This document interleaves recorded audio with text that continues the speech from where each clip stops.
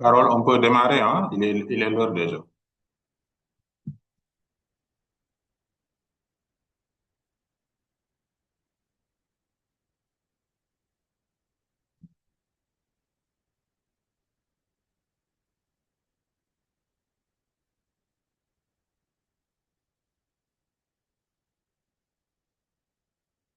Carole, tu me reçois?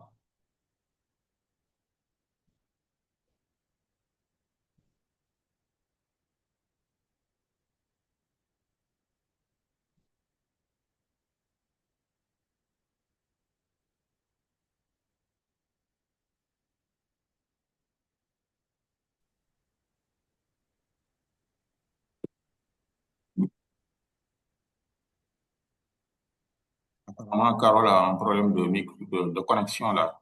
Chaque fois, je vois qu'elle se déconnecte.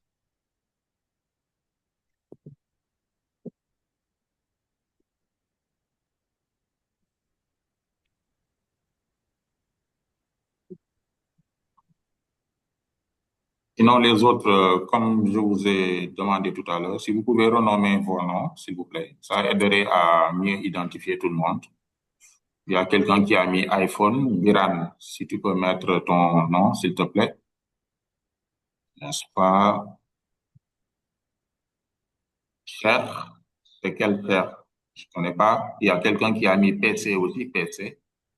Là, vous avez les points de suspension. Vous cliquez là-bas et vous renommez. Ou bien si vous me donnez votre nom, je le fais pour vous. PC, je ne sais pas qui c'est.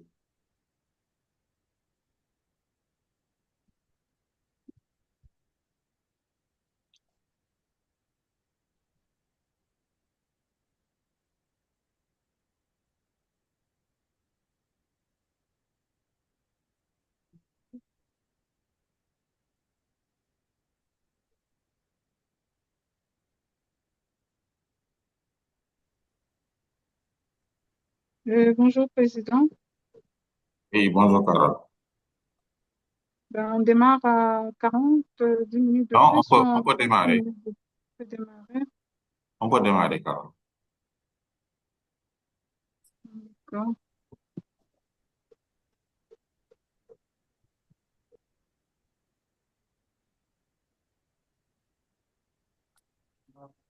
OK.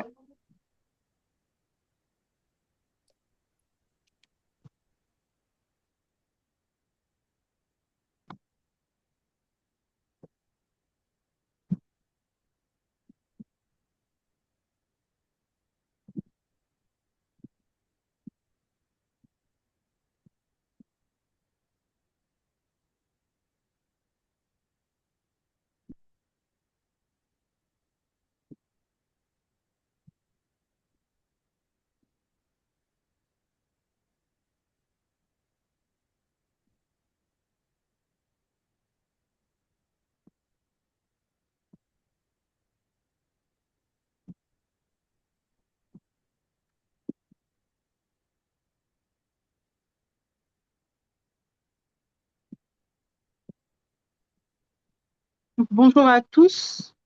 Bonjour, bonsoir, dépendamment de d'où vous nous suivez. Donc, bonjour et bienvenue dans ce webinaire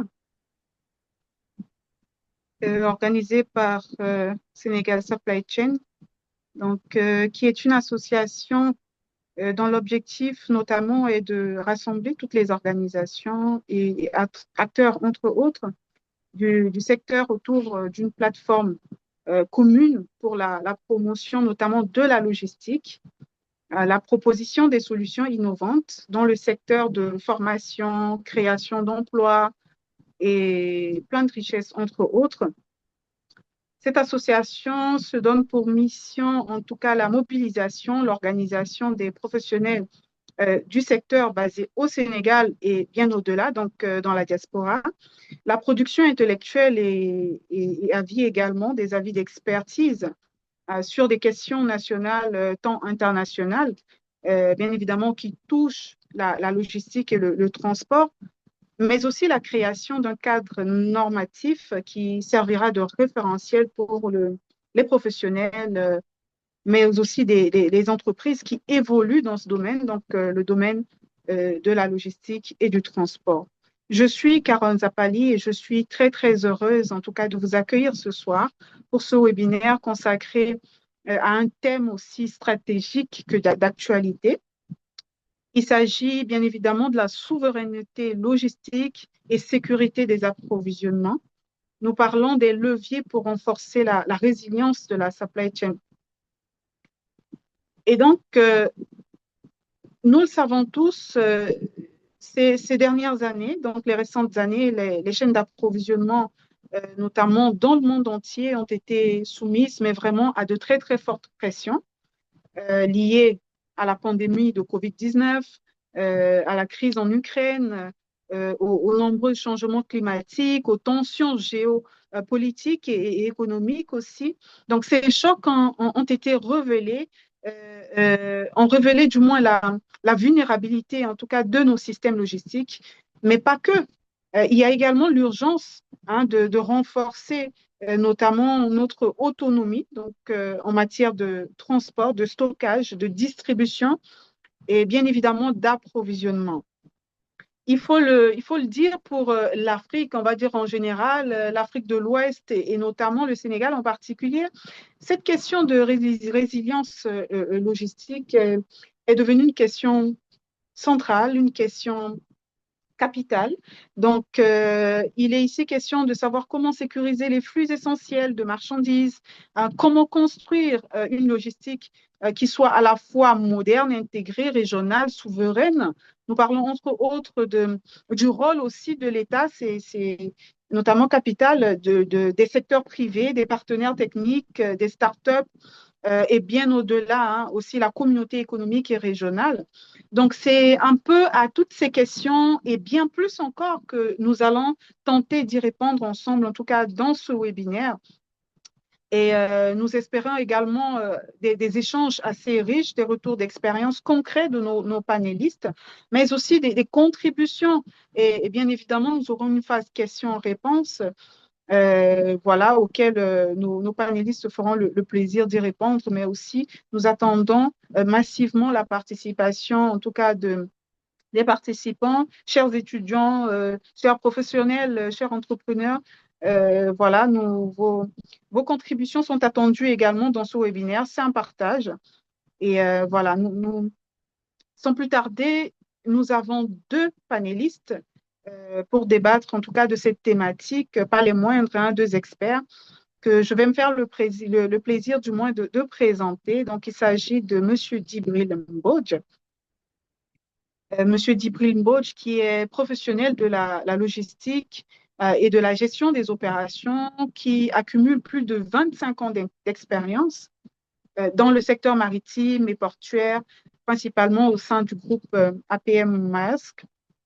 Il est Managing Director de DMA Logistics, Business Development Manager à Pacao Agro Industrie. Il a été Area Delivery Manager à Maersk Northern West Africa, Managing Director chez APM Terminal Sénégal et Mali aussi.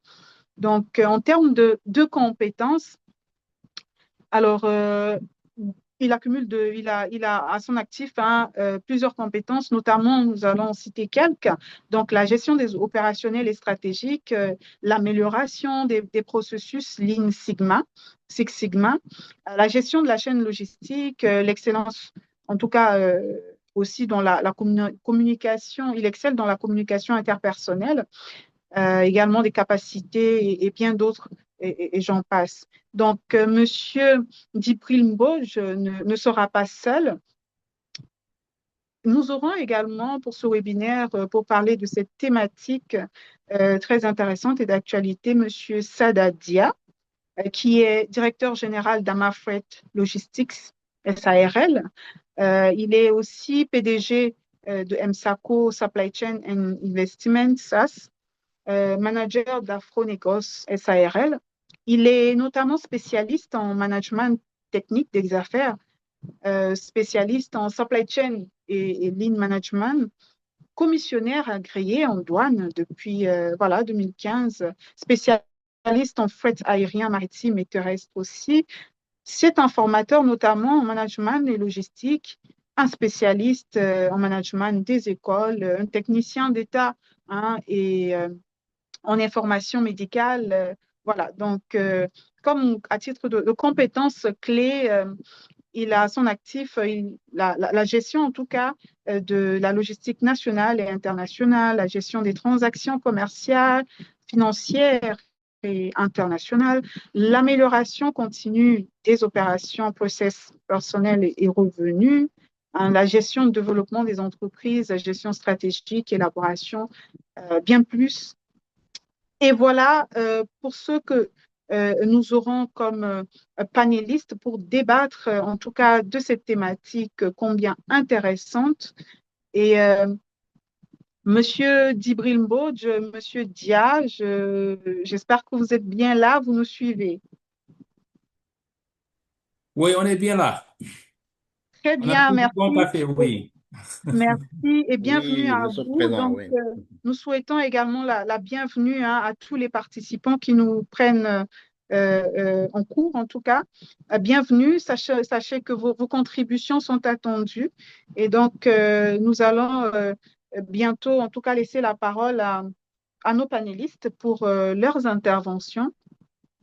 Et à l'issue de ces interventions, nous aurons une phase de questions-réponses et aussi des contributions. Bien évidemment, il y aura le chat, mais aussi vous aurez la possibilité de pouvoir vous exprimer directement, voilà, poser des questions ou apporter des contributions. C'est très, très, très important parce que c'est ensemble que nous pourrons arriver, en tout cas, à débattre correctement de cette thématique qui est la souveraineté logistique et sécurité des approvisionnements.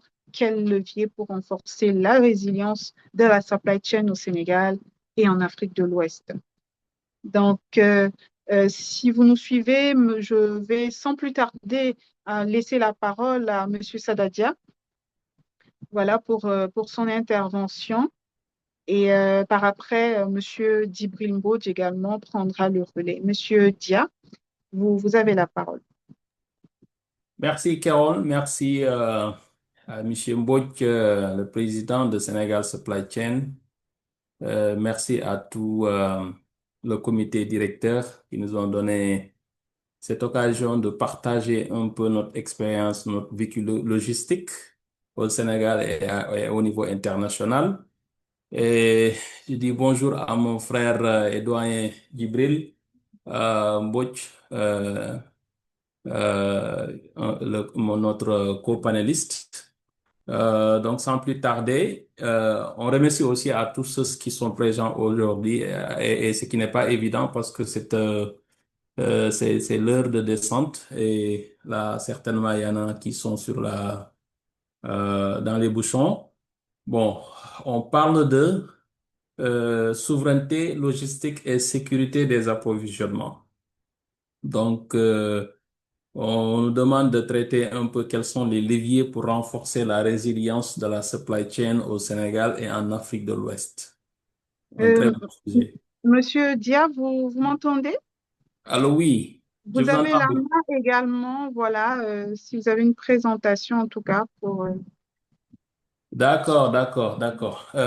Certainement, c'est pas connecté directement à mon laptop.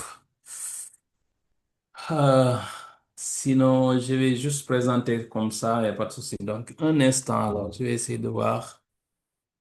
Donnez-moi juste quelques minutes pour changer d'ordinateur. Bon, sinon, si vous avez la présentation, Carol, je pense que je vous ai envoyé ça hier, hein. Si vous pouvez peut-être présenter, ce serait beaucoup plus rapide. Un instant. Vous pouvez commencer le temps que, voilà, on va se Voilà, faire. voilà. Voilà, donc je vais intervenir un peu sur le diagnostic des vulnérabilités actuelles dans les chaînes logistiques sénégalaises. Euh, bon, et aussi la coopération régionale, entre autres la ZLECAf, la CEDEAO. Est-ce que cette coopération régionale peut-elle aider à sécuriser les approvisionnements? Et troisième point, le rôle du secteur privé, des startups logistiques et des politiques publiques. Bon, donc, pour le premier point, on aura à identifier un peu les infrastructures logistiques. Il y a les infrastructures logistiques non adaptées à la stratégie de développement de Sénégal 2050. Bon, il y a une réglementation aussi peu commode. Euh, Ça, c'est le deuxième point. Le troisième point, c'est la facturation portière qui n'est pas compétitive du tout comparé à ce qui se fait dans les autres pays voisins. Il y a l'absence aussi de support numérique adapté. Donc, il y a un problème de digitalisation qu'il faudrait régler.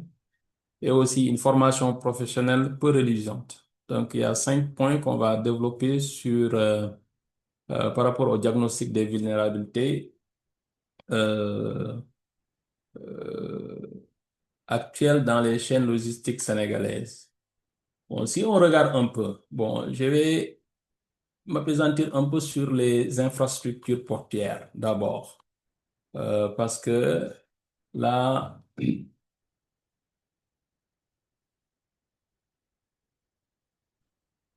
on peut voir un peu les statistiques. Il y a ce qu'on appelle le Container Port Performance Index, le CPII, CPPI de la Banque mondiale qui évalue les performances des ports en mesurant le temps d'escale des navires à quai, notamment la durée écoulée entre l'arrivée en rate et le départ du poste d'amarrage après déchargement ou déchargement. Bon, ce rapport a fait ressortir un classement basé sur plusieurs facteurs et ça nous intéresse beaucoup, dont l'efficacité de la plateforme, la qualité du tirant d'eau, des installations de quais, des liaisons routières et ferroviaires, et aussi la compétitivité des services et des procédures des agences publiques pour le dédouanement. Bon, si on regarde bien, parce qu'on n'a pas le rapport de 2024, mais si on regarde le rapport de 2023, le Sénégal occupe la 381e place sur 405 ports. Donc, le port autonome de Dakar est placé parmi les derniers de la liste.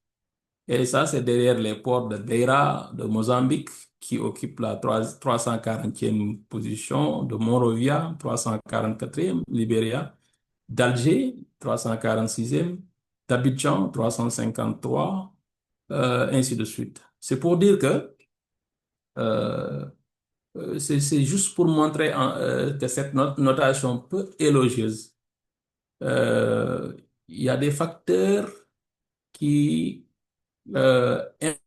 impactent directement la compétitivité logistique du port autonome de Dakar, bon, qui est actuellement la facturation anarchique des acteurs portuaires, qui constitue un défi majeur et, comme j'ai dit, qui impacte drastiquement la compétitivité parce que le modèle de facturation est tellement complexe et non maîtrisé. Donc, il y a des lignes de facturation homologuées et non homologuées. Donc, euh, ça, c'est parmi les défis. Donc, si on fait le diagnostic. Parmi les défis majeurs du port autonome de Dakar aujourd'hui, il y a un taux de rentabilité qui tourne environ autour de 3 à 4%, parmi les plus faibles au monde. Bon, si on regarde un peu la performance aussi, selon le cabinet Performance Group, on est performant qu'à 50% de nos moyens. Donc ça, c'est un grand défi. Et ça fait partie de notre diagnostic. Mais l'autre facteur aussi déterminant qui est un défi, c'est le fonctionnement à feu continu qui est inactif et ineffectif. On ne trouve pas de fonctionnement à feu continu au port autonome de Dakar. Bon, donc, on ne peut pas le retrouver aussi dans les ports secondaires au Sénégal. Bon, il y a une insuffisance de moyens logistiques notoire dans les ports du Sénégal. Bon, dès l'instant qu'on a un souhait d'être un hub régional, on constate qu'il y a un faible niveau d'investissement. Sauf récemment, il y en a quelques des acteurs portuaires qui ont commencé à investir. Donc, euh, mais on ne peut pas oublier aussi la gestion de l'Interland qui est contre-productive, très contre-productive. Et on va toucher un peu le tri de la CEDEAO pour voir est-ce que vraiment il y a des performances ou pas. Bon, si on regarde aussi un peu l'espace du port autonome de Dakar, on constate qu'il y a un manque criard d'espace. Donc là, on ne peut pas vraiment espérer gérer surtout la congestion portière. Mais last but not least, on a un cadre réglementaire non maîtrisé à cause des textes de loi inadaptés. C'est des textes de loi peut-être qui ont été votés depuis 1960, 1963, 1965, ainsi de suite. Et là, on ne peut pas retrouver aujourd'hui des textes homologués ou bien des textes homogènes. Donc, ce manque d'homogénéité dans le cadre réglementaire dans le sous-secteur portuaire est lamentable. Donc, c'est pour dire que aujourd'hui, euh, il nous faut des leviers stratégiques pour une transformation profonde. Donc, des leviers stratégiques pour une transformation profonde. Bon, on peut y noter la modernisation des infrastructures portuaires, le fonctionnement à flot continu, la dématérialisation des procédures de commerce extérieur, la révision des coûts de passage porté des marchandises, la gestion marketing et commerciale axée sur la satisfaction de l'usager, parce que l'usager actuellement ne se sent pas protégé, ni accompagné, ni assisté, ni même connu, parce qu'il n'y a pas de statistiques pour connaître un peu qui sont les acteurs ou bien qui sont les usagers des services portuaires. Bon, la revue exhaustive du cadre réglementaire pour une bonne gouvernance portuaire, ça manque beaucoup. Ça, c'est le cadre, c'est l'aspect maintenant de la logistique portuaire. On note aussi qu'on n'a pas de port secondaire. On n'a pas de port secondaire. Aujourd'hui, les ports secondaires que nous comptons au Sénégal, bon, on compte souvent, c'est le port de Kaolack, le port de Ziguinchor.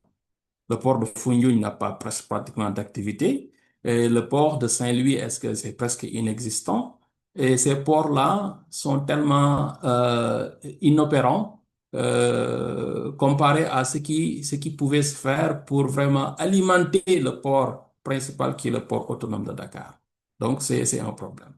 L'autre problème des infrastructures, on a un problème réel d'entrepôt ou bien de structure, comment dire encore, de moyens logistiques euh, euh, dans les entrepôts. Soit on n'a pas assez d'entrepôts, soit on n'a pas de moyens logistiques dans ces entrepôts.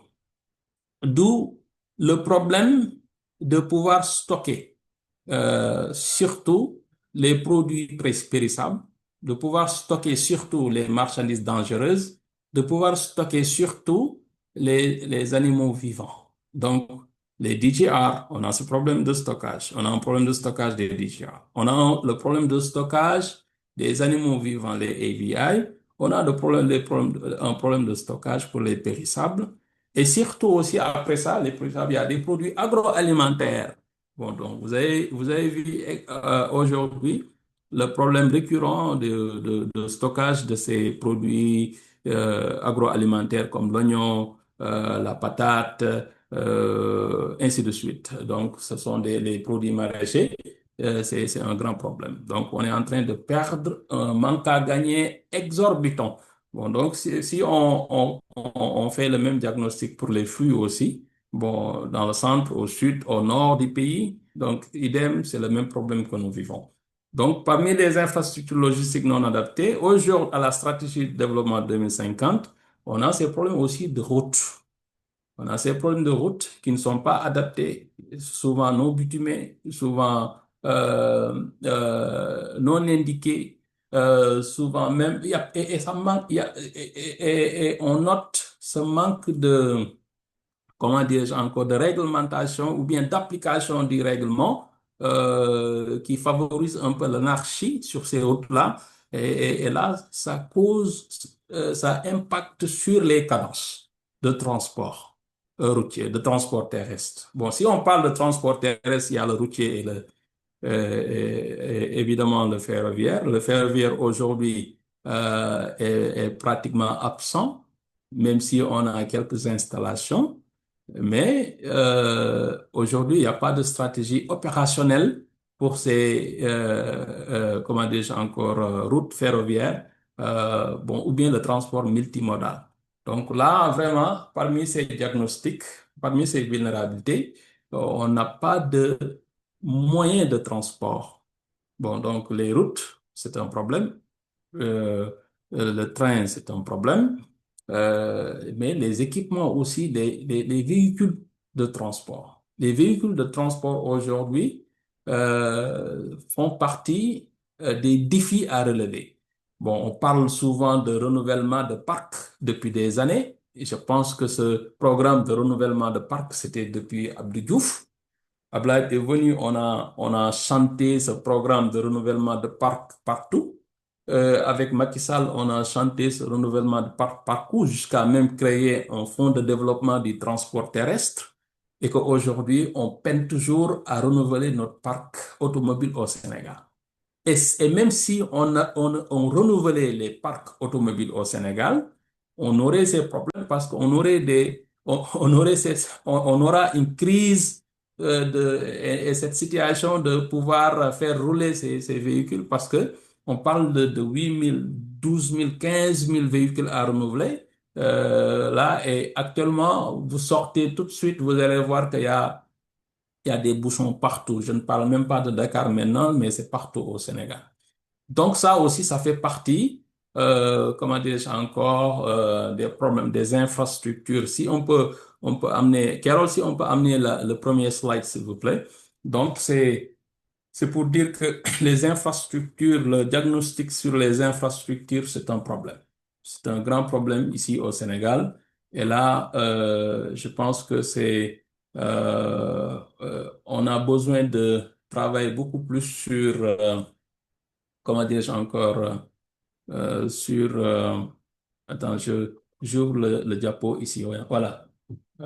Sur les infrastructures. Donc, le diagnostic sur les infrastructures va nous aider quand même à redessiner notre carte logistique au Sénégal. Parce qu'ici, on parle de pôle économique, de pôle logistique, on parle de corridors logistiques, de corridors céréaliers, de corridors économiques. Tout ça, on arrive, jusqu'à maintenant, on n'arrive pas à identifier un bon modèle. Un modèle qui sied vraiment la réalité économique du Sénégal. Et ça, il faut travailler donc sur les infrastructures logistiques parce que ce que nous avons actuellement ne sont pas adaptés à la stratégie de développement du Sénégal 2050. Là, maintenant, parlons de la réglementation qui est peu commode. La réglementation, voilà, c'est un problème. Comme j'ai dit tout de suite, depuis 1965, depuis 1967, 1980, 90, jusqu'à aujourd'hui, souvent quand on fait une réforme, on ne prend peut-être qu'un seul texte pour un sous-secteur et on essaie de réformer par rapport à ce sous-secteur. Et comme vous le savez, dans le secteur dans le domaine logistique au Sénégal, on a plusieurs secteurs qui composent ce domaine.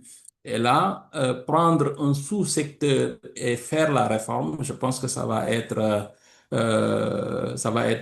beaucoup plus lamentable que ce que ça devait porter comme profit ou bien fruit par rapport à cette réforme voulue.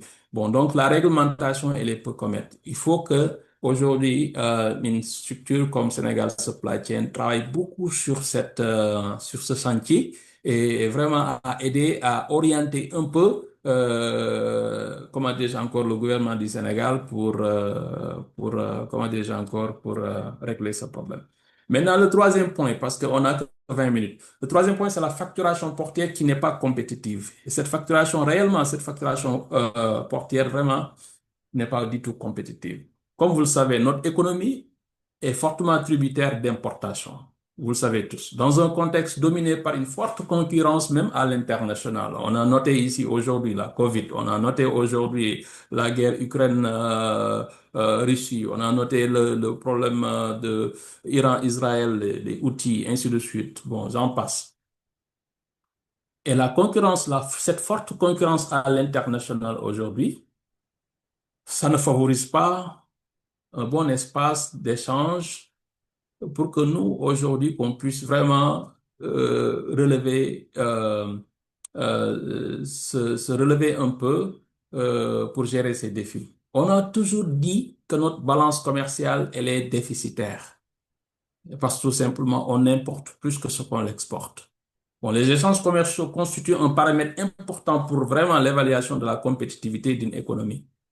Et comme vous le savez, la non-maîtrise des coûts de passage porté des marchandises est un problème récurrent qui peine à trouver une solution au Sénégal. Bon, donc la compétitivité du port et son attractivité, bon, réellement, ça dépend largement des tarifs pratiqués par les armateurs et les auxiliaires de transport. Aujourd'hui, tout le monde utilise ce qu'il veut comme barème, comme grille tarifaire, sans pour autant se référer sur une homologation peut-être venant du gouvernement. Bon, le port a été interpellé plusieurs fois pour la réalisation d'un audit sur la conformité des facturations appliquées par les compagnies maritimes. Il y a aussi les manutentionnaires, les transporteurs, même les transitaires, hein. Tout le monde applique aujourd'hui comment dis-je encore, des tarifs. Certains sont homologués, mais d'autres ne le sont pas. Exemple, si on prend le cas du tarif s'impose, le tarif CETAS ainsi que les autres arrêtés sur la tarification, bon, tous doivent être révisés dans les meilleurs délais pour évaluer les conditions d'homologation de ce qui date depuis les années 1960, comme j'ai dit tantôt, n'est-ce pas? Donc, et dans un court délai, avant les assises sur les compétitivités et la stratégie portière, bon, je donne quelques coups pour montrer d'emblée, ça pourrait soulager le panier de la ménagère. S'ils sont corrigés d'une manière réfléchie. On prend le taux de fret. Les taux de fret aujourd'hui appliqués pour les marchandises à destination du Sénégal sont très élevés comparés à ceux pratiqués entre l'Asie et l'Europe. Même si des paramètres économiques peuvent expliquer cette différence, bon, et on peut épiloguer, faire beaucoup de dissertations là-dedans, mais elle découle de l'absence d'organes de régulation et de contrôle des taux de fret ainsi que de ces surcharges. Bon, j'ai toujours eu une bonne image, une pensée piège au COSEC, vraiment le COSEC à l'aide de la direction du commerce extérieur et du port. Il pourrait réussir ce pari. Il appartient à l'État de trouver vraiment le meilleur équilibre entre la recherche du profit et les intérêts macroéconomiques en permettant aux importateurs sénégalais d'avoir accès au taux de frais raisonnables et mitiger les surcharges. Bon, les surcharges, souvent, on a ces problèmes de GRI, les grosses, les GRI, les frais de concession portière, etc. Ça, c'est des trucs qui peuvent être réglés si on avait, exemple, aujourd'hui, des armements bon, battant pavillon sénégalais aujourd'hui. Bon, mais bon, on a essayé ça avec Cosama, peut-être ça n'a pas trop marché, je ne sais pas exactement quels sont les problèmes, mais ça nécessite un diagnostic. Bon. Parmi comment dis-je encore, ces tarifs à corriger, le barème des redevances portières. Le barème des redevances portières, ça, c'est un problème au Sénégal. Le tarif des redevances portières, communément appelé taxe de port, quoi. Ici, quand vous entendez un transitaire vous dire taxe de port, c'est les redevances portières. Ça relève de multiples incohérences dans ces différentes rubriques. Tous ceux qui connaissent aujourd'hui ces barèmes, ces redevances portières, savent qu'il y a un problème réel à corriger. Depuis la disparition de l'autorité de veille, il y avait une autorité de veille pour la validation de la tarification et la réglementation. Bon, les contentieux actuellement se multiplient et le COSEC aujourd'hui, comme organe d'assistance aux chargeurs, n'y peut rien. Donc, ces redevances est facturée à l'importateur par le consignataire pour le compte du port. Et à cause de la complexité des barèmes, des codes de taxation sont souvent mélangés, induisant à l'importateur de payer plus cher que prévu. Et ça nous arrive tout le temps. Alors, le consignataire se retrouve avec un compte, ce qu'on appelle un compte créditeur. J'en ai parlé une fois à un de nos doyens, mais il a crié pour dire que ça, il faut pas en parler. Parce que la différence n'est ni reversée au port, ni remboursée au client. Dia, Voilà. oui, Monsieur Dia, si vous permettez, si vous pouvez activer votre caméra une seconde et après vous pouvez la remettre pour permettre juste aux participants qui sont là de vous identifier. Et après, voilà, si vous voulez, vous pourriez le remettre. Bon, vous me voyez, hein? Voilà, oui, oui, nous vous voyons. Ouais, bon. Voilà, c'est bien visible. C'est bon? Oui. Merci. Voilà, je pense qu'on parlait de redevance portière, hein? Voilà, on parlait de redevance portière. Donc, il est impératif hein, pour moi de s'engager dans un processus de révision. Bon, on crie partout hein, de révision des différents textes réglementant le barème portière pour simplifier parce qu'on a proposé la facturation à l'unité. Et vous m'excusez, je fais le diagnostic et en même temps je donne des solutions. Hein, excusez-moi. Donc, l'autre aspect, c'est la commission sur débours. Ça, on en a débattu partout, dans les séminaires, ainsi de suite. Il y a une systématisation du paiement de cette commission sur débours de 2,8%. Wow, sur les redevances portières par les compagnies maritimes à titre d'engagement. Mais il y a d'autres aussi acteurs portières. À chaque fois qu'ils ils te facturent cette commission sur débours de 2,8%. Alors que ce concept, c'est que, bon, il y a un crédit peut-être qui va être payé plus tard, mais on te taxe ces 2,8% même si on te prend l'argent tout de suite. Si on te facture et tu payes, tu règles la facture tout de suite, on te taxe aussi 2,8%. C'est abusé. Donc, cette commission sur débours est indûment aperçue, quoi, car le client paie sa facture soit avant les 30 jours, soit directement au port autonome de Dakar. Donc, en réalité, il n'y a pas de débours par anticipation. Et cette commission sur débours, c'était parce qu'il y a un débours par anticipation de l'acteur qui fait le service. Bon, il y a le transfert de conteneurs et véhicules. Ces transferts-là, vraiment, c'est entre 50 000 et 75 000 francs à la charge du client. Waouh, c'est beaucoup. Qu'est-ce qu'on a proposé? Exemple, au Dakar Terminal, ils ont à peu près 8 000 mètres carrés d'espace. On a proposé une construction en hauteur des terminals qui peut absorber la plus grande quantité de véhicules débarqués chaque semaine au port. Et là, c'est pas fait depuis lors. Et là, si vous regardez bien, il y a des concessions, les 5 concessions que nous avons au port aujourd'hui, c'est grave. Exemple de Dubai Port, sa concession de 25 ans va terminer en 2032. La concession de Dakar Terminal de 25 ans aussi, toutes ces concessions, c'est pour 25 ans. Dakar Terminal, c'est 2039. TVS pour le terminal vraquier, c'est 2041. Terminal pétrolier avec Invest Petroleum, c'est 2041 aussi. Et le terminal Grande Côte Opération GCO pour les mines, c'est 2032. Pour dire que, voilà, ils vont continuer comment dirais-je encore, à faire leur loi. Mais comme Dakar Terminal aujourd'hui, aujourd'hui, ce qui devait être, et il devait y avoir une pression d'ailleurs, vraiment pour cette compétitivité logistique au port, bon, de construire en hauteur pour qu'on puisse gagner l'espace en hauteur. Donc, mais malheureusement, ce n'est pas encore fait. Donc, les frais de déplacement aussi d'un conteneur au sein d'un terminal, ça, c'est exorbitant. Le double relevage. Donc, je vais aller vite. Le double relevage qui coûte 18 280. Bon, tout de suite, vous payez 36 560 et souvent, on te le taxe sans base légale. C'est ce que les transitaires appellent communément les faux frais quoi, au port autonome de Dakar. Les frais d'ouverture de dossier, les frais de service de consignation qui tournent autour de 21 500. Et à un moment donné, quand on a discuté avec les compagnies maritimes qui taxent ça aux clients, bon, réellement, ils n'ont pas de base légale pour facturer. Mais puisque, bon, ils ont eu l'habitude de facturer, à un moment donné, pour qu'ils puissent cesser à cette activité-là, bon, euh, c'était vraiment la guerre, la guerre des 6 jours. Hein. C'était terrible. Les frais de Seaway Bill et les Telex Release, entre 30 000 et 45 000. Et souvent, c'est des frais qui sont taxés doublement, parce que souvent, c'est la compagnie qui te taxe au départ et arrivé ici sans pour autant le savoir, tu es retaxé encore une deuxième fois. C'est compliqué. Les frais de nettoyage de conteneurs, on te taxe ces frais-là sans pour autant rendre ce service de nettoyage qui est c'est des frais qui sont systématiquement facturés, vraiment à l'usager.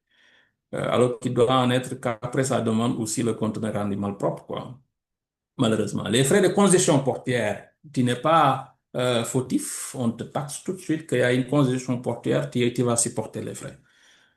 C'est compliqué. Le BSC, Bordeaux électrique suivi de cargaison. S'il y a un agent du COSEC, peut-être il va être, il va se fâcher, il va être fâché contre Bien, moi. Mais monsieur Dia, oui, oui, vous m'excuserez, nous sommes un peu pris par le temps. Si vous pouvez aller assez je vais rapidement. résumer. Je vais résumer alors.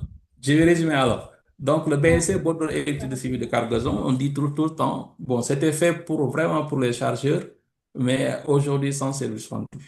C'est un document de recevabilité à la douane, alors que bon, il est sans substance actuellement parce que déjà, bon, on a proposé à ce que ça soit remplacé par la DPI, mais malheureusement, bon, c'est que les surestaries et magasinage, c'est des taxes exorbitantes. Les droits de timbre pour les machines entrantes, le guichet unique Orbus actuellement qui devait digitaliser et tout ça, bon, pratiquement c'est le contraire. Au lieu que ça soit simplifié, homologué et modernisé avec des coûts qui ne sont pas exorbitants, c'est le contraire. Donc, tout le service qui devait se faire sur cette plateforme-là, jusqu'à présent, c'est pas encore effectif. Bon, donc le transport de conteneurs, bon, des frais, la facturation vraiment, c'est compliqué.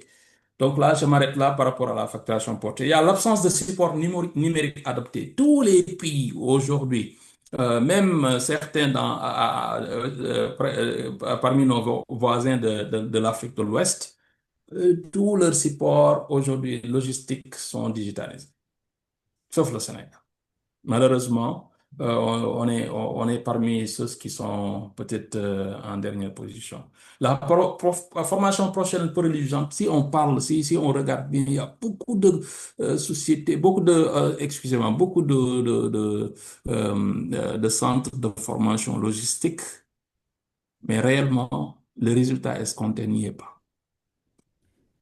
Pouvez s'il vous plaît, aller à la conclusion parce que le temps Voilà. est parti, s'il vous plaît. Merci. Voilà, voilà. Maintenant pour la coopération régionale, bon, tout de suite, hein, je donne des solutions. Il y avait le tri, le tri vraiment, c'est des leviers sous-régionaux contre performants. La ZLECAf, une intégration africaine ambitieuse mais déséquilibrée. De mon point de vue, c'est une intégration africaine très ambitieuse mais très déséquilibrée. Les solutions.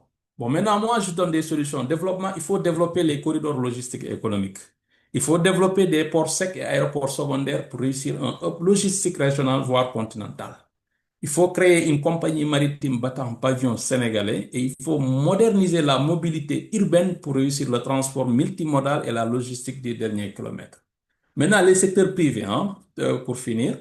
Bon, comme on le dit, hein, un développement endogène, ça s'adosse à une croissance endogène, mais qui doit être renforcée par un secteur privé national qui est présent. Toutes les structures logistiques là, ils doivent avoir maintenant cette idée d'investir. Donc, il faut s'inscrire dans les offres d'initiatives privées, comme des offres spontanées, ouvrir des zones de fret, ouvrir des entrepôts, il va avoir une flotte, et ainsi de suite, des ports secs, ainsi de suite, c'est des initiatives. Et développer aussi l'esprit de consortium ou de groupement pour réussir les investissements à grande échelle parce qu'une seule société ne peut pas tout faire. Donc, il faut qu'on fasse ce qu'on appelle main dans la main pour qu'on puisse accompagner l'État du Sénégal. Bon, donc, grosso modo, 20 minutes, vraiment, c'était trop petit. Mais là, je pense que l'essentiel a été compris et merci pour le temps accordé. Merci beaucoup, Monsieur Dia. En tout cas, merci pour votre intervention. Voilà, donc bien évidemment, hein, il est important de faire un état des lieux. Donc, avant de pouvoir débuter, et si on espère voir des leviers et pouvoir trouver des solutions. Donc, vous avez fait le diagnostic. Voilà. Vous avez parlé un peu aussi de la coopération hein, régionale CEDEAO, ZLECAf, et notamment le rôle du secteur privé des startups logistiques, mais aussi hein, des politiques publiques. Merci encore une fois. Sans transition aucune, nous allons laisser la parole à notre second panéliste, Monsieur Djibril Mbodj. Monsieur Mbodj, si vous m'entendez. Oui, bonjour Carole, je vous entends très bien. Est-ce que le micro est bon? Vous m'entendez? Parfait, parfait, nous vous Super. entendons très bien. Alors, Donc, Monsieur bon, Mbodj, vous allez... je pense que mon copanéliste Sada, il a parlé de pratiquement la majeure partie de tous les problèmes qu'on a. J'ai fait une présentation que je vais juste mettre en ligne et puis voilà, on va démarrer. Alors, bonjour à toutes et à tous. Merci d'être avec nous aujourd'hui pour réfléchir ensemble aux mutations profondes parce que de nos chaînes d'approvisionnement. Vous savez tous que depuis 2000, nous vivons une succession de chocs. Hein. On a déjà, Sada en a parlé, la pandémie mondiale, Covid-19. On a eu les guerres en Ukraine, la guerre en Ukraine, les tensions en mer Rouge, l'escalade militaire entre l'Iran et l'Israël, les catastrophes climatiques. Hein. Alors, l'ensemble de ces crises révèle combien nos économies sont vulnérables, nous les Africains. Et chaque fois qu'il y a crise quelque part, ça nous impacte. Hein. Le Sénégal, comme beaucoup de pays africains, dépend fortement de l'extérieur. Je pense que Sada a fait tout un tas il a expliqué beaucoup de problèmes, mais quand on regarde l'ensemble de ces problèmes, c'est pas qu'on dépend de l'extérieur. C'est les bordereaux de suivi, les congestions, c'est quand les shipments viennent. Alors aujourd'hui, je pense qu'il faudra que l'on change, qu'on essaye de dépendre de nous-mêmes. Et c'est ça, moi, comme je vois comme solution globale. Alors, nous sommes donc face à un impératif. Nous devons repenser notre logistique, la rendre plus autonome, intégrée, la rendre durable, la rendre résiliente. Aujourd'hui, nous avons exploré plusieurs questions. Alors, comment faire un diagnostic lucide de nos vulnérabilités? Comment renforcer les chaînes locales de valeur? Quelle place donner à la technologie et à la coopération régionale? Enfin, quels indicateurs suivre pour mesurer nos progrès? Parce que si vous voyez le programme de l'État, la vision 2050, tous ces éléments sont dedans. Il faut, il faut produire localement, il faut transformer localement, il faut aussi se mettre des KPIs pour voir notre transformation, est-ce qu'on est dedans. Et il a parlé, mon ami Sada a parlé de ZLECAf, de régional, il a parlé de pratiquement beaucoup de problèmes en profondeur. Moi, peut-être, je vais aller en grande ligne, hein, juste pour une vision globale. Et s'il y a lieu de développer davantage, on le fera. Alors, je vais juste partager ma présentation.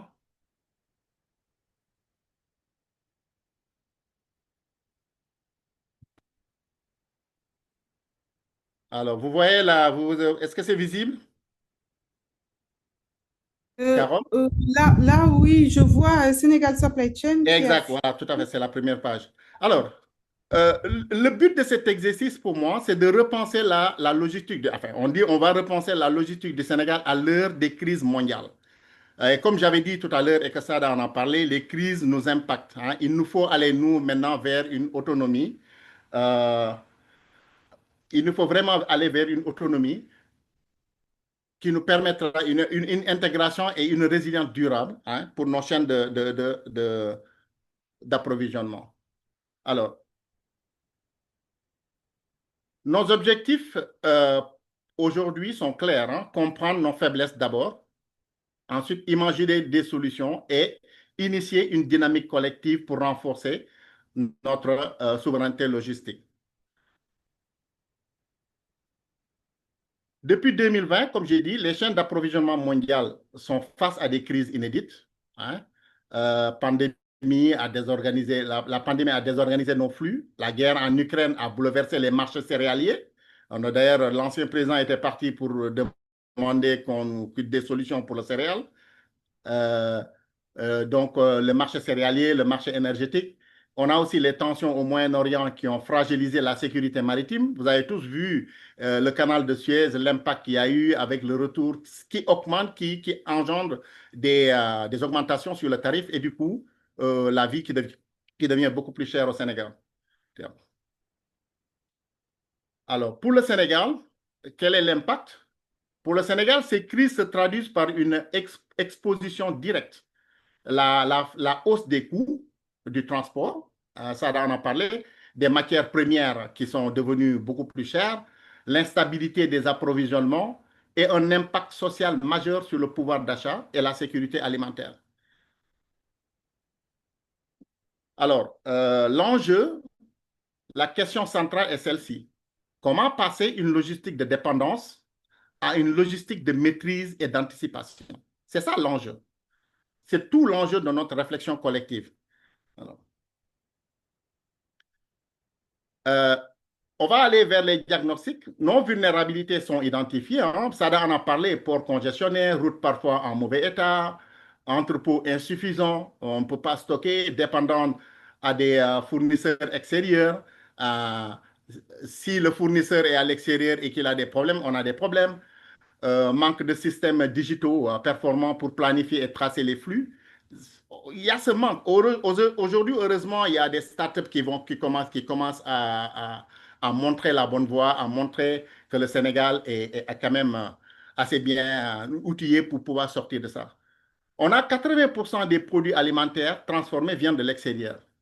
La dépendance énergétique, elle est massive. Quasi-totalité des hydrocarbures sont importés. Bon, heureusement, avec le gaz and oil and gas qu'on a, mais bon, avec les pourcentages que le Sénégal gagne, ce n'est pas demain la veille que l'on va vraiment atteindre, régler ce gap. OK? On a les chaînes logistiques internes fragmentées, routes, stockage, le froid. On a vu l'événement avec l'agriculture, l'oignon ou les pommes de terre, qu'on a eu des difficultés, les solutions. Tu vois, c'est pas encore là. Et c'est ça qu'il faut qu'on change. Ensuite, il y a le faible niveau de digitalisation et de l'interconnexion des acteurs. Je l'ai dit, hein, notre balance, et Sadel l'a dit, notre balance commerciale, elle est négative. On importe plus qu'on en exporte. Ces chiffres montrent à quel point notre économie est tributaire de l'international. Chaque crise géopolitique ou sanitaire fragilise donc directement nos chaînes d'approvisionnement. Il faut qu'on change ça. Alors, les chaînes de valeur locales. Le renforcement des chaînes locales est une des clés. Hein. Produire davantage sur notre territoire, transformer localement, sécuriser nos besoins de base. Comme ça, si ça pète de l'autre côté, nous, au moins, on peut survivre. Simuler l'agriculture et la transformation agricole, le riz, le maïs, les fruits, les mangues pourrissent. C'est dommage, les mangues pourrissent au Sénégal, les fruits pourrissent au Sénégal et on ne peut pas. Alors que, voilà, c'est à nous de développer cet élément, de transformer. Et tant qu'on n'est pas à ce stade-là, on va toujours dépendre on sera toujours vulnérable. Alors, développer les matériaux locaux pour le BTP. Vous avez vu, on importe énormément avec cette histoire d'arrêt des constructions. Vous avez vu l'économie, le port, les chiffres ont chuté. Mais oui, c'est vrai, parce qu'on dépend de l'extérieur. Donc, il va falloir penser à développer des produits, du matériel pour le BTP localement, des usines. Sonko, j'ai vu que le Premier ministre est parti en Guinée ou au Sierra Leone, essayer de voir ça, c'est la coopération régionale. Mais ça peut aussi aider à régler ces problèmes, que nous-mêmes, que l'on puisse construire. On a dû faire en Guinée, on a dû faire au Sénégal. Refaire ces éléments, faire des industries, donner de l'emploi, c'est ça qui peut être une solution pour ça. Alors, pourquoi produire local? On a réduit l'exportation, attends, je suis en train de perdre ma présentation. Alors, réduire l'exposition aux crises mondiales, créer des emplois durables, dynamiser l'économie nationale, améliorer la balance commerciale. Chaque tonne produite localement, je dis bien, chaque tonne produite localement, chaque produit transformé ici, c'est moins de vulnérabilité. C'est plus de valeur ajoutée.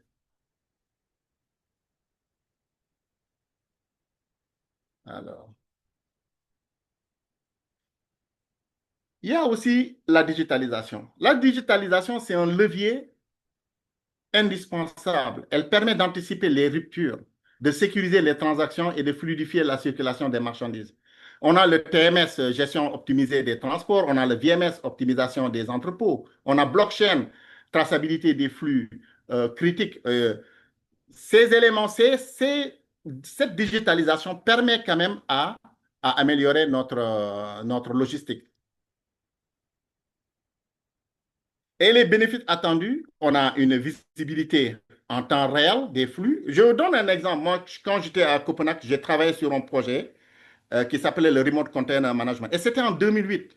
Ils étaient déjà en avance sur la digitalisation. En 2008, on parlait de ça.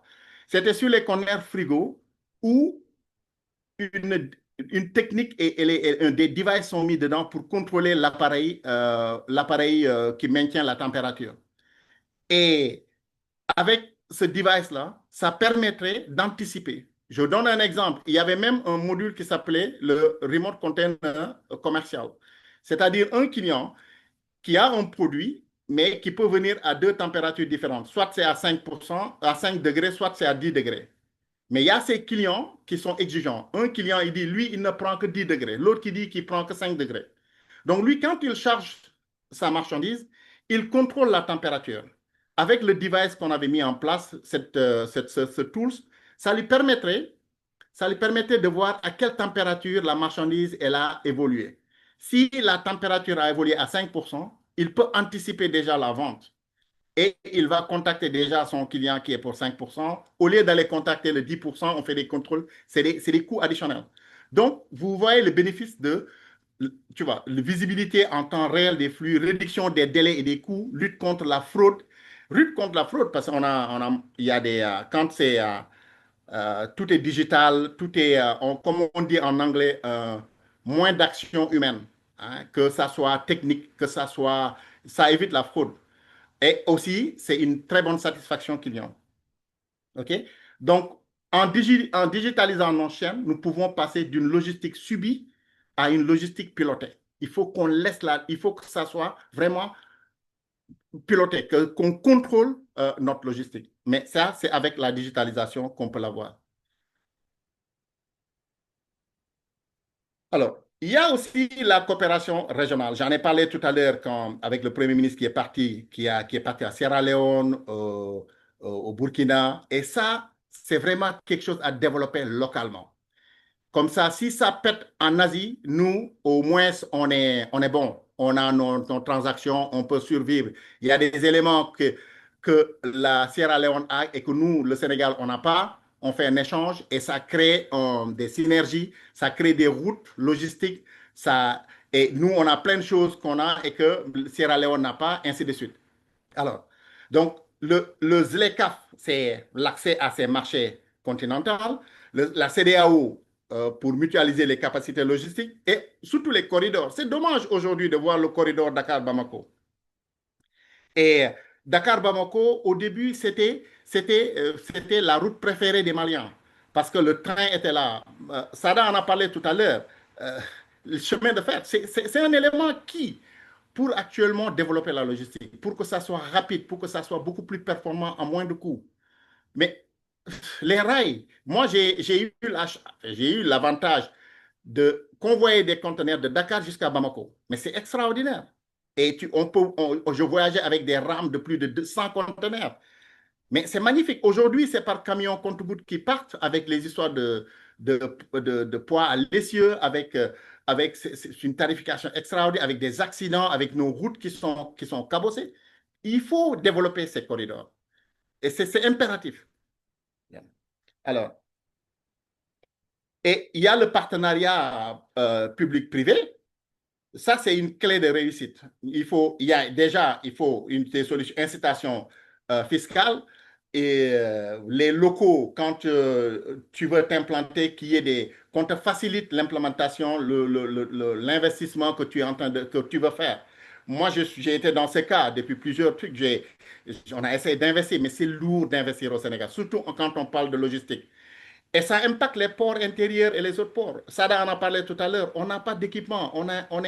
Tout est obsolète. Et c'est des investissements lourds. Et pour avoir une machine, une Richthacker qui soulève des conteneurs, il te faut 250 millions. Juste une machine. Bon, vous voyez, tout ça, c'est des choses qu'il faut que l'État... C'est des clés de réussite. Il faut aussi le partage des risques. Il faut la mobilisation des startups, comme j'ai dit tout à l'heure. Hein? Le secteur privé, les startups, l'État, les bailleurs de fonds doivent agir ensemble pour bâtir des solutions pérennes. Il le faut. Startup logistique, traçabilité, gestion, dernier kilomètre, partenaires privés, publics, hub logistique. Moi, à Ziguinchor, j'ai créé un ICD. J'ai mis énormément d'argent dessus. Mais bon, il y a aussi un problème de gouvernance qu'il faut qu'on règle. Parce qu'on a beau, et ça on en a parlé, la gouvernance, elle est importante. On ne peut pas quelqu'un ne peut pas venir juste investir des milliards pour juste développer quelque chose, pour apporter une contribution, et qui se trouve dans des situations catastrophiques parce que c'est dû à la gouvernance. Qu'est-ce que les autres investisseurs vont dire? Ils vont refuser de venir. Donc ça, il faut régler. C'est des problèmes fondamentaux qu'il faut vraiment que ça soit réglé rapidement. Les incitations fiscales pour l'investissement logistique, comme j'ai dit tout à l'heure, essayer de faciliter des incitations fiscales. Par exemple, si quelqu'un investit dans les régions, on lui dit, vous êtes exonéré de TVA pendant une certaine année pour lui permettre au moins de... Voilà, c'est des encouragements. Et après, voilà, vous voyez l'impact qui sort derrière, elle est encore beaucoup plus magnifique. Yeah. Alors, pour les startups, je vais donner l'exemple de quelques startups qu'on encourage, que je félicite. Par exemple, Logido, logistique intégrée en Afrique francophone. Kobo 360, plateforme de gestion des transports. Lori System, optimisation des flux routiers. Vraiment, il faut applaudir. Logido, il dit intégré en Afrique, logistique intégrée en Afrique. Je peux dire logistique intégrée mondiale parce qu'il commence maintenant à aller en Chine avec l'Europe, de connecter. Et ça, c'est des choses qu'il faut. Et ça facilite l'importateur ou l'exportateur lambda qui est là, ou celui qui veut faire des transactions avec. Ça leur facilite la chose. Donc, c'est important de développer, et ça crée de l'emploi en plus. Et ça permet une bonne traçabilité. Alors, le dernier point, c'est les KPIs. On peut avoir des connexions régionales, on peut avoir des startups, on peut avoir le local content qui vient, qui fait. Mais si on ne mesure pas nos performances, on ne va pas savoir si on est en train de se transformer. Il faut mesurer nos progrès avec des indicateurs clairs pour piloter la transformation. Quelques KPI à proposer, par exemple, taux de diversification des fournisseurs. J'ai parlé de si on a des fournisseurs en Europe, un fournisseur et que le fournisseur tombe en panne ou est en difficulté, on est en difficulté. Donc, il y a des KPIs, plusieurs fournisseurs pour le même produit, nombre de jours de couverture de stock stratégique, taux de digitalisation des processus logistiques. Hein. Tout ça, indice de performance logistique, ça on en a parlé tout à l'heure avec l'étude de la Banque mondiale, mais il nous faut avoir ces KPIs et qu'on les regarde, qu'on les scrute, mais chaque fois pour voir l'évolution, pour pouvoir corriger, pour ainsi de suite. Et c'est important. Alors, il y a 3 leviers. Hein. Notre feuille de route, si je vois bien avec cette histoire, il y a 3 leviers. Production locale, digitalisation, coopération locale, régionale. Ces 3 leviers doivent être activés simultanément pour bâtir une logistique souveraine et durable. Alors, je rappelle ici que la résilience est un processus progressif. Il faut investir sur ces 3 leviers vraiment pour qu'on puisse sortir de cette dépendance. Alors, je suis à la fin et l'action, c'est engageons-nous ensemble pour logistique. Hein, c'est ensemble que nous pouvons le faire. Ce n'est pas quelqu'un qui va venir de l'autre côté qui va... moi, j'ai fait multinational pendant des années. Les gars, ils ne pensent qu'à leur profit. C'est profit, profit, profit. Ça, on a parlé. On parle de congestion charge, on parle il y a énormément de charges qui sont dans les trucs, mais c'est du profit. Et si ce n'est pas bien canalisé, si ce n'est pas bien contrôlé, c'est le lambda, c'est nous-mêmes, nos parents qui vont... C'est la vie qui va être excessivement chère. Donc, il faut ensemble que l'on soit beaucoup plus, qu'on ait une logistique beaucoup plus forte, plus juste et plus autonome. Surtout, il faut qu'on soit autonome. Alors, je pense que c'était, voilà, c'est le dernier slide. Merci beaucoup. Je suis à l'écoute avec Sada pour s'il y a des questions, des contributions. Et Carole, je te redonne la parole. C'était le dernier slide. Je vous remercie. Merci beaucoup. Merci à vous, Monsieur Mbodja, pour votre intervention. Donc, je rappelle que vous êtes revenu quand même sur un certain nombre de clés que vous avez énumérées, notamment le fait de renforcer les chaînes de valeur locales, de produire localement, d'intégrer la digitalisation, en tout cas de s'appuyer sur la digitalisation. Donc, pour passer d'une logistique subie à une logistique pilotée, de développer les corridors, mais aussi les partenariats publics-privés, Et enfin, les KPI. Donc, c'est tellement important et vous avez également terminé avec les 3 leviers que vous pensez être des leviers sur lesquels il ne faut pas du tout hésiter maintenant à appuyer pour vraiment faire changer les choses. Donc, là, qui sont en tout cas, que sont du moins la production locale, la digitalisation et les coopérations régionales. Donc, merci encore une fois pour votre intervention. Nous allons à présent laisser la parole aux participants. Encore une fois, soyez les bienvenus, vous qui nous avez rejoints en cours. Bienvenue à vous et la parole est à vous en ce moment pour des contributions et des questions aussi. Donc, voilà, pour des éclaircissements notamment. Donc, vous avez la possibilité aussi de mettre les questions sur les chats, mais aussi de prendre la parole et d'apporter votre contribution ou alors poser des questions. Voilà. Donc, la parole est ouverte. Bonsoir, Carole. Bonsoir. Voilà, donc moi, c'est plutôt féliciter les panélistes, Sada et Djibril, pour leur brillante intervention. En notant que l'intervention Sada a été trop dure là, pour nos autorités, pour le rapport. Sinon, mais c'était une très belle intervention et c'est bien aussi de signaler carrément les problèmes parce que c'est comme ça qu'on pourra les régler. Si on ne les dit pas, ben, ça ne pourra pas être dans la conscience collective. Mais donc, j'ai beaucoup aimé aussi l'approche de Djibril, surtout ces 3 solutions qu'il a proposées à la fin.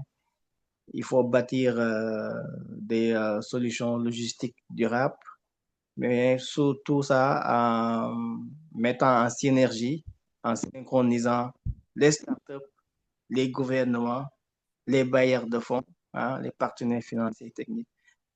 Et donc, c'est pas facile, mais il faut continuer à se battre parce que au Sénégal, comme je dis souvent, les gens ne connaissent pas la logistique, encore moins la supply chain.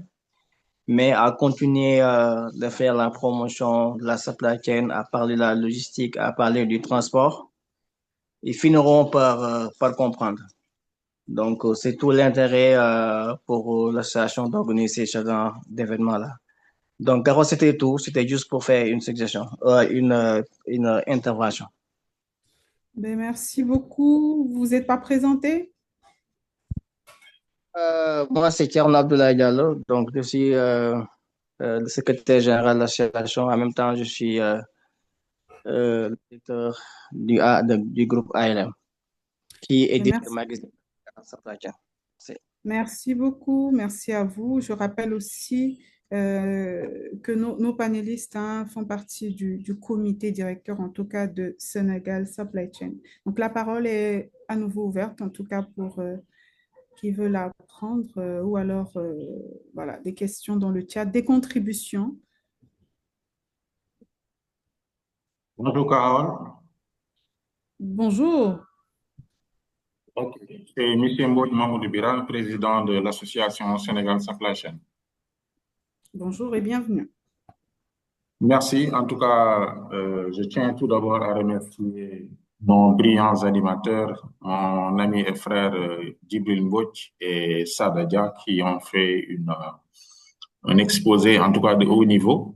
Je sens que c'est un condensé qui, quelque part, mérite même qu'on débatte en créant des sous-thèmes, vu la largesse du sujet, difficile à traiter en si peu de minutes. Ça se sent très clairement, mais c'est juste, si vous voulez, un préambule par rapport à d'autres sujets qu'on va traiter de façon beaucoup plus approfondie. Bon, moi, en tout cas, mon intervention va dans le sens de m'interroger si réellement on peut atteindre cette souveraineté logistique, n'est-ce pas, et sécurité des approvisionnements, surtout sur le plan international, dans la mesure où, si on parle aujourd'hui de chaînes d'approvisionnement, il y a des maillons, c'est évident. Parce que dans une chaîne d'approvisionnement, ce qu'on manipule, ce qu'on déplace, généralement, ce sont des marchandises. Hein. Ce sont des marchandises pour parler juste du commerce de marchandises, pour ne pas y mettre les autres aspects. Cette marchandise qui est déplacée, ce sont des produits finis dont on a besoin pour les consommations d'usage.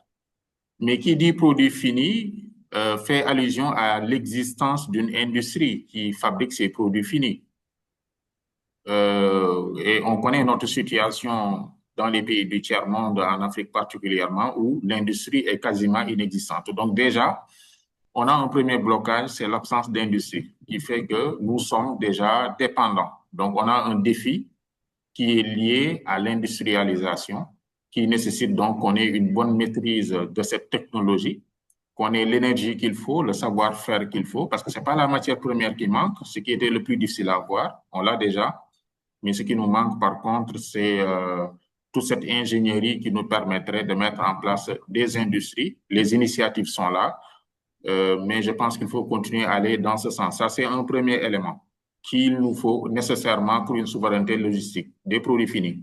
Deuxièmement, ces produits finis, même s'ils existent, il faut les déplacer. Mais on les déplace avec quoi? Mais avec des moyens de transport. Et on sait que le numéro 1, c'est le maritime, du point de vue volume surtout. Ensuite, on peut mettre, si vous voulez, le transport ferroviaire, hein, qui sera un transport inter-État qui va joindre plusieurs pays pour la partie terrestre. Je ne parlerai pas du routier, parce que le routier, en fait, il n'est pas fait pour ça. Même si on essaie de forcer un peu, mais le routier n'est pas fait vraiment pour déplacer de gros volumes sur de longues distances. Donc, on a un défi par rapport au transport ferroviaire, on a un défi par rapport au transport maritime et un défi par rapport au transport aérien, le cargo. Donc, regardez autour de nous, quels sont les pays parmi nous qui disposent d'armement, qui disposent de flottes maritimes dignes de ce nom? Quasiment, on n'en a pas. Donc, cela veut dire qu'un maillon important de la chaîne logistique est quasiment inexistant. Le ferroviaire, n'en parlons pas. C'est généralement des voies ferrées qui datent de l'époque coloniale, même s'il y a des pays qui commencent à faire des efforts, comme le Maroc, comme l'Afrique du Sud, qui quand même font des efforts, mais les autres pays quand même sont en rade, particulièrement pour le Sénégal. Donc, si vous regardez ces deux défis déjà, l'inexistence d'industrie qui mettrait sur le marché des produits finis, l'inexistence, à la limite, pour ne pas être trop sévère, d'armement maritime, de compagnies aériennes fortes, comme du genre éthiopienne. Donc, on n'a pas assez de compagnies pour déplacer ce fret, surtout le fret à forte valeur ajoutée. Donc, le cargo, il est très faible. Le maritime, qui devait jouer le plus grand rôle, qui pourrait assurer, si vous voulez, un cabotage sur toutes nos côtes, afin de déplacer des marchandises d'un pays à un autre, ces armements ne nous appartiennent pas, ça appartient à des étrangers. Donc, c'est eux qui finalement vont dicter leurs lois, c'est évident. C'est eux qui finalement vont dicter leurs tarifs, leurs conditions, ce qui fait que, quelque part, cette souveraineté, bon, je ne dirais pas que c'est un rêve, mais on est encore très loin d'atteindre cette souveraineté. Mais le plus important, c'est de comprendre que les enjeux, c'est à ce niveau et qu'on essaie d'agir et de jouer sur ces leviers-là afin de pouvoir atteindre cette souveraineté, mais de façon progressive, parce que ça se fait sur plusieurs années peut-être. Mais on a du chemin, il faut le dire, il faut le reconnaître. En tout cas, c'est ma petite contribution et je remercie encore une fois Djibril Sada et notre grande dame Carole. Hein. Je te remercie pour cette animation qui a été de qualité. Merci beaucoup. Mais merci beaucoup. Merci pour votre intervention aussi. Hein. Nous avons pris très bonne note. Hein. Donc, vous avez notamment évoqué deux défis majeurs, on va le dire, qui est l'industrialisation. Oui, il faut produire, il faut avoir des industries pour produire, pour fabriquer, mais encore, il faut aussi pouvoir avoir les moyens disponibles pour pouvoir effectuer ce transport-là. Donc, notamment les défis aériens, ferroviaires et maritimes. Merci encore. Voilà pour votre intervention, pour votre contribution. Voilà. Donc, la parole est à nouveau ouverte. À qui veut la prendre? Oui, bonjour à tous. Donc, très intéressante présentation. C'est Ali, donc K2IS, Care Integration Services. Donc, on Bien sûr. intègre des solutions métiers et on accompagne les entreprises dans leur processus de transformation digitale. Moi, je vais parler par retour d'expérience. Donc, on est nouvellement installé au Sénégal. On voit les acteurs du métier au quotidien et il y a ce besoin de transformation. Mais les difficultés que nous rencontrons, c'est le financement de ces projets. Je prends un retour d'expérience en Europe. Le plus souvent, les banques sont omniprésentes pour accompagner les grandes entreprises, les PME, sur leurs besoins de transformation digitale et sur les besoins de traçabilité, d'interconnecter leurs solutions supply. Mais au Sénégal, ce que je constate, c'est vraiment très dur, même si le besoin est là, même si la volonté est là, il y a de grosses lacunes pour avoir des leviers financiers pour accompagner les PME et les entreprises pour aller en ce sens-là. Donc, qu'est-ce qu'on peut faire pour intégrer les banques dans ces processus de transformation digitale du métier de la supply chain? Merci beaucoup, Monsieur Ali. Vous nous rappelez juste votre structure, s'il vous plaît? C'est K2IS, Care Integration Services. D'accord, très bien. On intègre essentiellement des solutions métiers ERP type SAP, CX3 et du développement d'applications sur mesure. Et on travaille avec un éditeur qui Très bien. malheureusement n'est pas africain, qui est français basé à Nantes, qui intègre une solution WMS qui s'appelle Ego. Merci beaucoup, merci à vous. Bon, voilà, donc si je comprends bien, c'est une question que vous avez posée. Donc, c'est à propos du financement des projets. Voilà, donc il y a en fait Tout à des fait. lacunes à ce niveau-là. Donc, la parole est ouverte pour les réponses apportées à la question de Monsieur Ali. Donc, Monsieur Mbodj, Monsieur Dia, ou le président aussi est là, hein, Monsieur Biram Mbodj. Oui, ou Carol. Monsieur- Excellent. Ça nous donne l'opportunité d'ailleurs d'épiloguer un peu sur cet aspect parce que effectivement, c'est le plus grand problème que nous avons ici aujourd'hui. Non seulement c'est pas dans le secteur logistique tout court, mais c'est dans tous les secteurs des PME, PMI. Bon, maintenant, c'est pour ça qu'on a donné cette proposition de travailler en consortium. L'Africain, particulièrement le Sénégalais, n'a pas cette habitude de travailler en groupement. Et si vous regardez bien, le nouveau régime, actuellement, ils sont en train de, comment dire encore, d'encourager le secteur privé, mais de travailler en consortium ou bien en groupement dans les sous-secteurs identifiés. Aujourd'hui, dans le secteur de transport, très vaste, très complexe, très rigueux, mais si on n'arrive pas, exemple, à travailler en consortium, on ne pourra pas satisfaire aujourd'hui les demandes tout en se basant sur nos propres moyens financiers. Parce que les banques, comme vous le savez, ils n'ont pas d'état d'âme pour accompagner, sauf si vous aviez peut-être des leviers de garantie. Aujourd'hui, le Fonds de développement du transport terrestre a été développé pour ça, mais malheureusement, ils n'ont pas assez de fonds. Et qu'est-ce qu'ils peuvent faire pour les paiements? C'est juste de vous donner une garantie en connivence avec peut-être le fonds si c'est un projet de stratégie à haute envergure, mais avec fonds JIP ou bien le DER ou bien CDC. Maintenant, le deuxième levier, c'est quoi? C'est de travailler sur les projets de partenariat public-privé. Il faut les identifier. Il y a à peu près une liste de 66 projets qui ont été listés par le ministère de l'économie. Et ça, il y a l'INAP, hein, l'INAP. L'INAP, aujourd'hui, ils peuvent vous accompagner. C'est l'Unité nationale d'appui au partenariat public-privé. En tout cas, moi, personnellement, et des amis que je connais, on est en train maintenant on est en train de travailler sur des projets qui sont rattachés au partenariat public-privé, ou bien on fait ce qu'on appelle des offres spontanées. Des offres spontanées. Je donne un exemple. Aujourd'hui, si on identifie, exemple, aujourd'hui, un port sec quelque part, on peut trouver, je peux discuter avec Djibril Mbodj, Mamadou Biran, Thierno Diallo, ainsi de suite, Kerol, pour qu'on puisse unir nos forces et pour qu'on puisse mobiliser à peu près peut-être disons 100 millions, 200 millions, 300 millions. Bon, je dis n'importe quoi. Donc, en termes de montant. Bon, donc ça, c'est aussi un levier. Ça, c'est un mécanisme aussi. Et que le régime aujourd'hui actuel, c'est ce qu'ils attendent des privés. C'est pour ça que j'ai dit, il nous faut un privé national présent et qui ose faire comment dire encore, des offres d'initiative privée, des offres spontanées, n'est-ce pas? Bon, donc là, vraiment,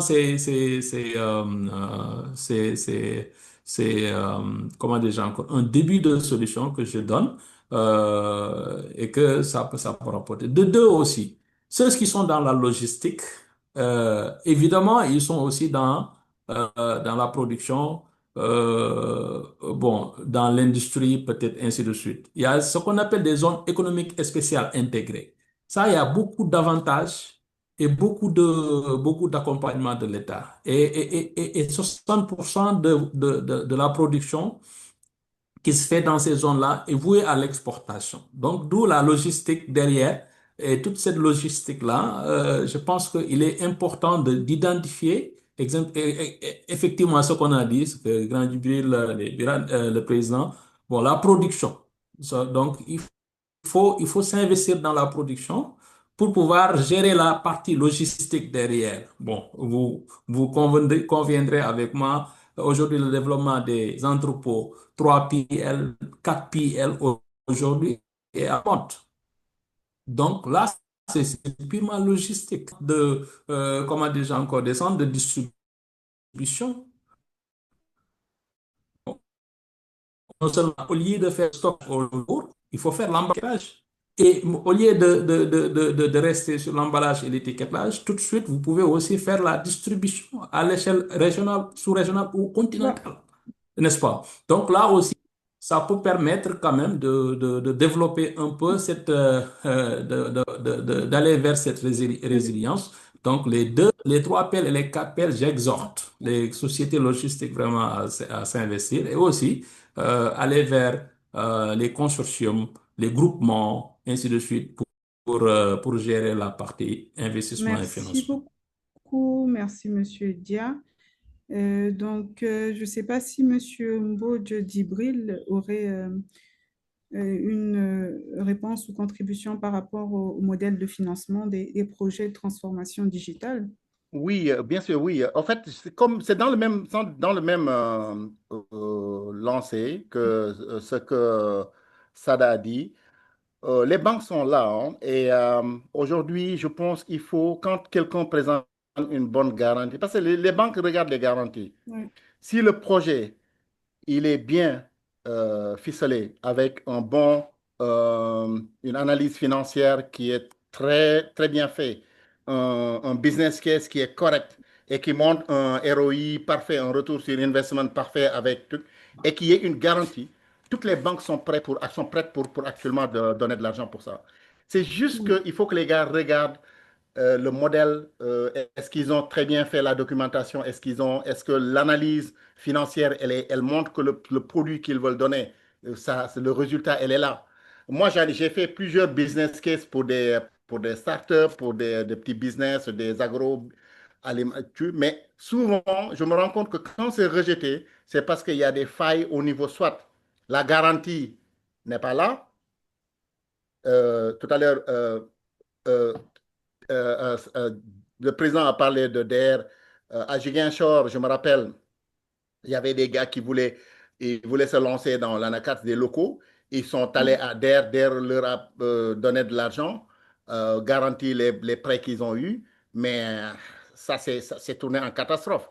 L'année suivante, ils n'ont déjà pas remboursé et puis ils voulaient encore des prêts. Et le message de la banque était clair. Écoutez, les gars, là, le cash est là, on peut vous donner, mais si on n'a pas une bonne garantie, parce que dans le passé, ils ont eu à avoir quand même beaucoup de cas comme ça qui sont restés impayés. Et c'est ça qui fait que, c'est ça qui fait que les gens se rencontrent des difficultés actuellement. Mais moi, je vous dis, si vous avez un excellent business case bien établi avec une analyse financière du projet correcte avec tout le setup et que vous avez une garantie, les banques vous donnent de l'argent. Ouais. Très bien. Très bien, merci beaucoup. On a une question dans le chat, hein. Voilà, donc Monsieur Ali vous a répondu, donc merci. Donc, on a une question dans le chat, quel levier, donc de Monsieur Mohamedou Mustafa Allo, qui demande à savoir quel levier prioritaire, au pluriel bien sûr, prioritaire recommanderez-vous aux PME sénégalaises pour améliorer leur souveraineté logistique malgré la dépendance aux importations. Donc, voilà une autre question qui vous est posée, chers panélistes.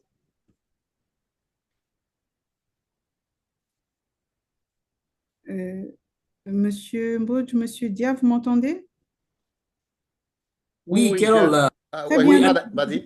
je répète juste la question. Donc, il demandait à savoir quel levier, donc les leviers prioritaires, que vous pourriez recommander aux PME sénégalaises pour améliorer leur souveraineté logistique, malgré bien évidemment la dépendance aux importations. oui, allez-y, doyen, allez-y. Et merci. Alors, c'est une Oui, on va excellente prendre, question, voilà, on hein. va prendre une réponse et puis après, on a d'autres questions qui sont là. Et Ouais. voilà. Oui, je vais y aller rapidement. C'est une excellente question. Alors, moi, je vais juste lui donner quelques points, hein. Il faut d'abord multiplier les sources d'approvisionnement, hein, pour éviter la dépendance. Ça, c'est un. Il faut identifier des fournisseurs un peu partout, hein, en Afrique, en Europe, et juste pour ça. Il faut sécuriser ces contrats avec des clauses de flexibilité, hein. Ça, c'est pour diversifier les fournisseurs. Et puis, maintenant, il faut avoir un stock pour constitution de stock stratégique. Il faut que tu planifies les approvisionnements pour les impacts des retards et des crises. Ça dépend. Il y a tout un tas d'éléments qu'il faut qu'ils prennent en charge. Il faut digitaliser la chaîne logistique, hein, automatiser la gestion des stocks. Ça, les PME doivent aller vers ça. Il faut renforcer les compétences. Nos plus grands assets, ce sont nos hommes, ceux qui font le boulot. Il faut, il faut les former, il faut former les équipes. Sada en a parlé, il faut vraiment voilà, que les gens soient compétents. Comme on dit, the right person to the right place. Il le faut. Développer une culture logistique proactive. Il y a tout ce qui est Lean Six Sigma qui permet d'avoir cette proactivité, d'avoir de traçabilité. Il le faut. Si on ne peut pas aller dans un business comme ça à l'aveuglette, tu te réveilles un matin, tu dis, oui, je sens cette business et tu fonces. Non, il faut l'analyser, il faut que tu aies les bonnes personnes, il faut une stratégie. Donc, c'est ça. Et le dernier, c'est il faut, Sada en a parlé tout à l'heure, c'est une mutualisation entre PME. Vous voyez quelqu'un, vous faites une mutualisation pour être beaucoup plus fort. Tout ça, c'est des techniques qui vous permettent vraiment de vous développer. Voilà. Donc, merci beaucoup, hein. Vous avez évoqué tellement de points. Donc, multiplier les sources d'approvisionnement, identifier les fournisseurs, sécuriser les contrats avec les clauses de confidentialité, la gestion de stock, entre autres, digitaliser la chaîne logistique, renforcer les compétences, développer la proactivité, mutualiser. Donc, il y a tellement de choses. Donc, je pense que Monsieur Moustapha Allo, voilà, je pense que nos panélistes ont répondu à votre question. Juste Nous avons encore pour Monsieur ajouter Dia, un donc si vous petit n'avez pas point. d'autres choses. Oui, Pardon? juste pour ajouter quelques points, trois points. Bien sûr, allez-y très rapidement, s'il vous plaît. On a Voilà, une donc pour ne pas question. répéter ce que Djibril a dit, Allez. c'est juste, il faut avoir toujours des objectifs clairs. C'est ça le problème des PME au Sénégal. On veut tout faire en même temps. Ne pas s'embourber dans plusieurs projets en même temps. Et surtout, le dernier point, il faut commencer du bas vers le haut. On ne peut pas avoir la capacité de 1 million, 2 millions et vouloir faire des projets de 100 millions. Ça, tout de suite, vraiment, je rajoute, ce sont ces trois points que je voulais rajouter sur les plusieurs énumérés par notre frère Djibril. Merci beaucoup, Monsieur Dia. Merci pour ce point. En plus, donc, il y a d'autres questions dans le chat, mais entre-temps, je ne sais pas s'il y a quelqu'un qui voudrait prendre la parole déjà. Sinon, nous allons passer à la deuxième question dans le chat. D'accord. N'hésitez pas entre-temps, si vous avez des questions aussi, vous pouvez activer votre micro ou des contributions. Donc, la prochaine question dans le chat. Alors, vient de M. Ahmed Aïdara qui voudrait savoir qu'est-ce qui explique le retard pris par le Sénégal par rapport aux autres ports de la sous-région. Voilà, donc ça c'est la première question. Donc le retard du Sénégal pris par le Sénégal par rapport aux ports, par rapport aux autres régions du moins. Aussi, il voudrait savoir si la ZLECAf ne va pas désavantager le Sénégal qui ne produit rien et favoriser les pays qui possèdent une industrie en pleine croissance, comme le Maroc et l'Afrique du Sud. Voilà une autre question, chers panélistes. Oui, alors je vais prendre la question. Je vais essayer de donner des réponses. Après, Sada va compléter. Alors, Rapidement, on va juste aller rapidement, s'il vous plaît. voilà, pour la première, quand il dit euh, les retards pris pour les ports de la sous-région, tu vois, et il voudrait savoir le retard pris par le Sénégal par rapport au Voilà, port de la voilà. sous-région. Qu'est-ce qui En explique fait, le retard pris par le voilà, ça, Sénégal je par pense rapport que ça va être réglé avec le port de Ndayan. C'est vrai que le port de Dakar avec notre, on s'est fait on s'est fait devancer par par Togo, hein, par Lomé, par Abidjan, et puis il y a même d'autres pays hein, qui ont des projets de port à haute profondeur, à grande profondeur, comme Libéria, ils ont un projet de port.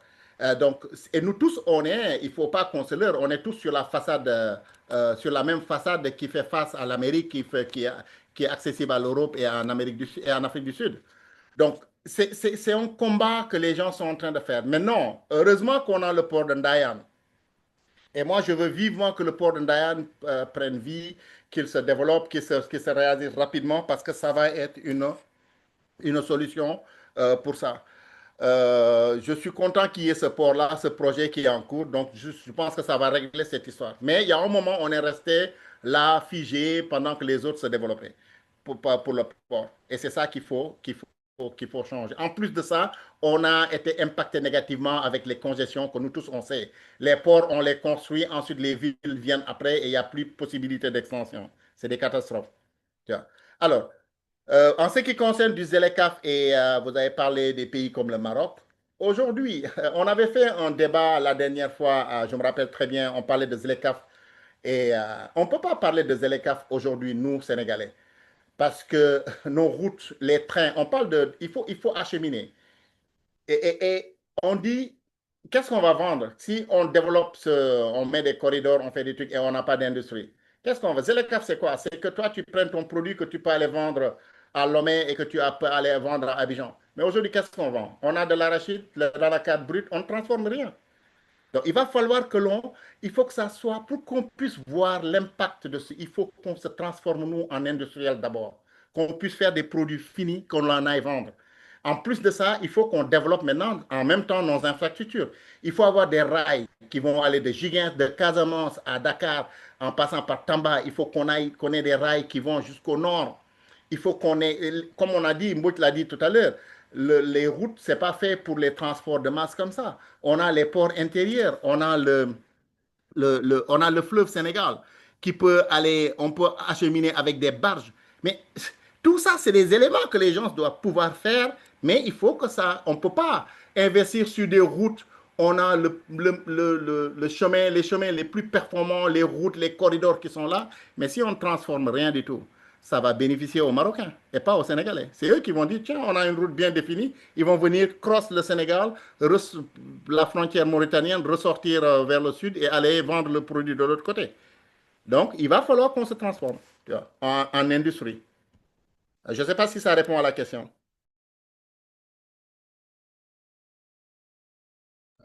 Très bien, merci beaucoup. Merci. Je ne sais pas si Monsieur Dia aurait quelque chose ou alors on passe à la prochaine question, Monsieur Dia. Oui, juste pour ajouter un petit commentaire, c'est que si vous regardez bien, tout dernièrement, comme j'ai dit, hein, aujourd'hui, c'est la facturation portière qui est le défi majeur et qui regresse un peu le port autonome de Dakar. 90% du trafic malien passé par le Sénégal. Il représente un peu peut-être notre 70% de notre importation. Mais aujourd'hui, nous avons des entrepôts maliens au Sénégal, mais nous en avons au Bénin, nous en avons en Abidjan, nous en avons au Ghana, nous en avons au Ghana, oui. Et maintenant, le Mali, quand il passe par la Côte d'Ivoire, il peut payer la moitié que ce qu'il paye au Sénégal. À un moment donné, ils ont commencé à développer cette route, comment déjà encore, mieux, cette route Abidjan-Bamako, mieux que Dakar-Bamako. Idem pour Lomé, idem pour Tema, idem pour Cotonou. Donc, c'est un facteur qui explique un peu cette régression. Donc, il y a un autre facteur aujourd'hui aussi, que les routes qui sont développées aujourd'hui via ces ports vers Mali, jusqu'à Burkina, jusqu'à Ouagadougou, peut-être Niamey, on ne retrouve pas ces routes-là au Sénégal. On a presque pratiquement une route nationale qui mène vers l'est. De Dakar à Kédougou, on n'a qu'une seule route qui mène vers le Mali. Donc, et c'est des routes souvent qui ne sont pas... bon, donc là, vraiment, et la réglementation aujourd'hui, comme on parlait de tri, ce tri-là, aujourd'hui, c'est seul dans la sous-région, dans cette, comment dire encore, communauté de la CEDEAO, c'est seul le Mali qui applique aujourd'hui la convention d'Itria. Le Sénégal, c'est pas obligatoire d'appliquer le tri, le transit routier inter-État. Donc, ce sont des facteurs qui impactent un peu sur vraiment et qui expliquent la régression un peu du port du Sénégal par rapport. Bon, la ZLECAf, je m'en réjouis et je rejoins Gibril. Vraiment, comme j'ai dit hein, sur mon exposé, bon, c'est vraiment ambitieux. La ZLECAf, c'est une initiative ambitieuse, mais très déséquilibrée. Et ça, on peut en discuter après autrefois, Inch'Allah. Merci beaucoup, merci encore. Nous restons toujours dans cette phase, hein. Nous avons encore un tout petit peu de temps devant nous.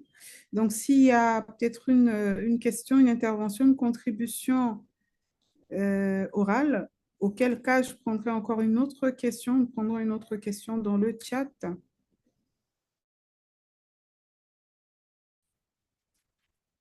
Alors, donc, une autre question dans le chat. Nous avons Monsieur Kradim Ndiaye, hein, qui demande à savoir quels sont les leviers à prendre pour promouvoir le développement des différents corridors, Mali, Guinée, Gambie, etc. Ouais.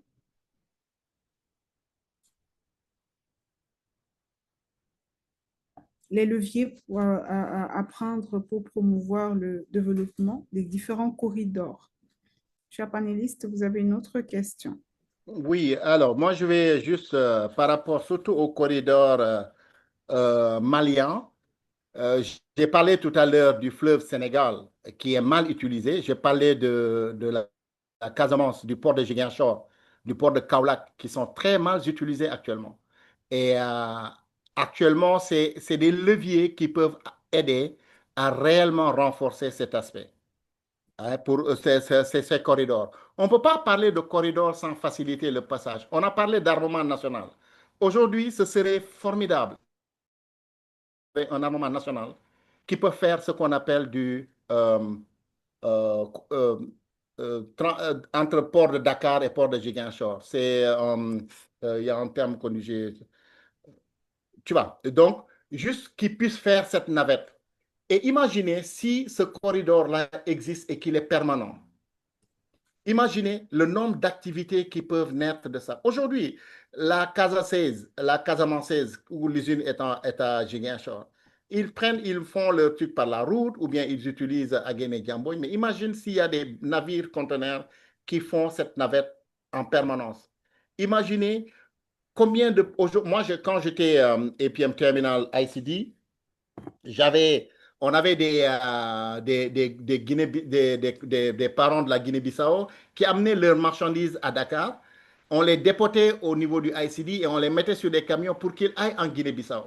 Mais imagine s'il y a une flotte normale qui fait Dakar, port de Ziguinchor. À partir de là-bas, ça fait 100, 130 kilomètres, ils peuvent aller. Et ça crée d'autres activités, ça crée d'autres business, ça crée de l'emploi. C'est ça qu'il faut, moi, pour aujourd'hui, pour développer pour vraiment développer ces corridors. Il faut faire la fluidité des transactions.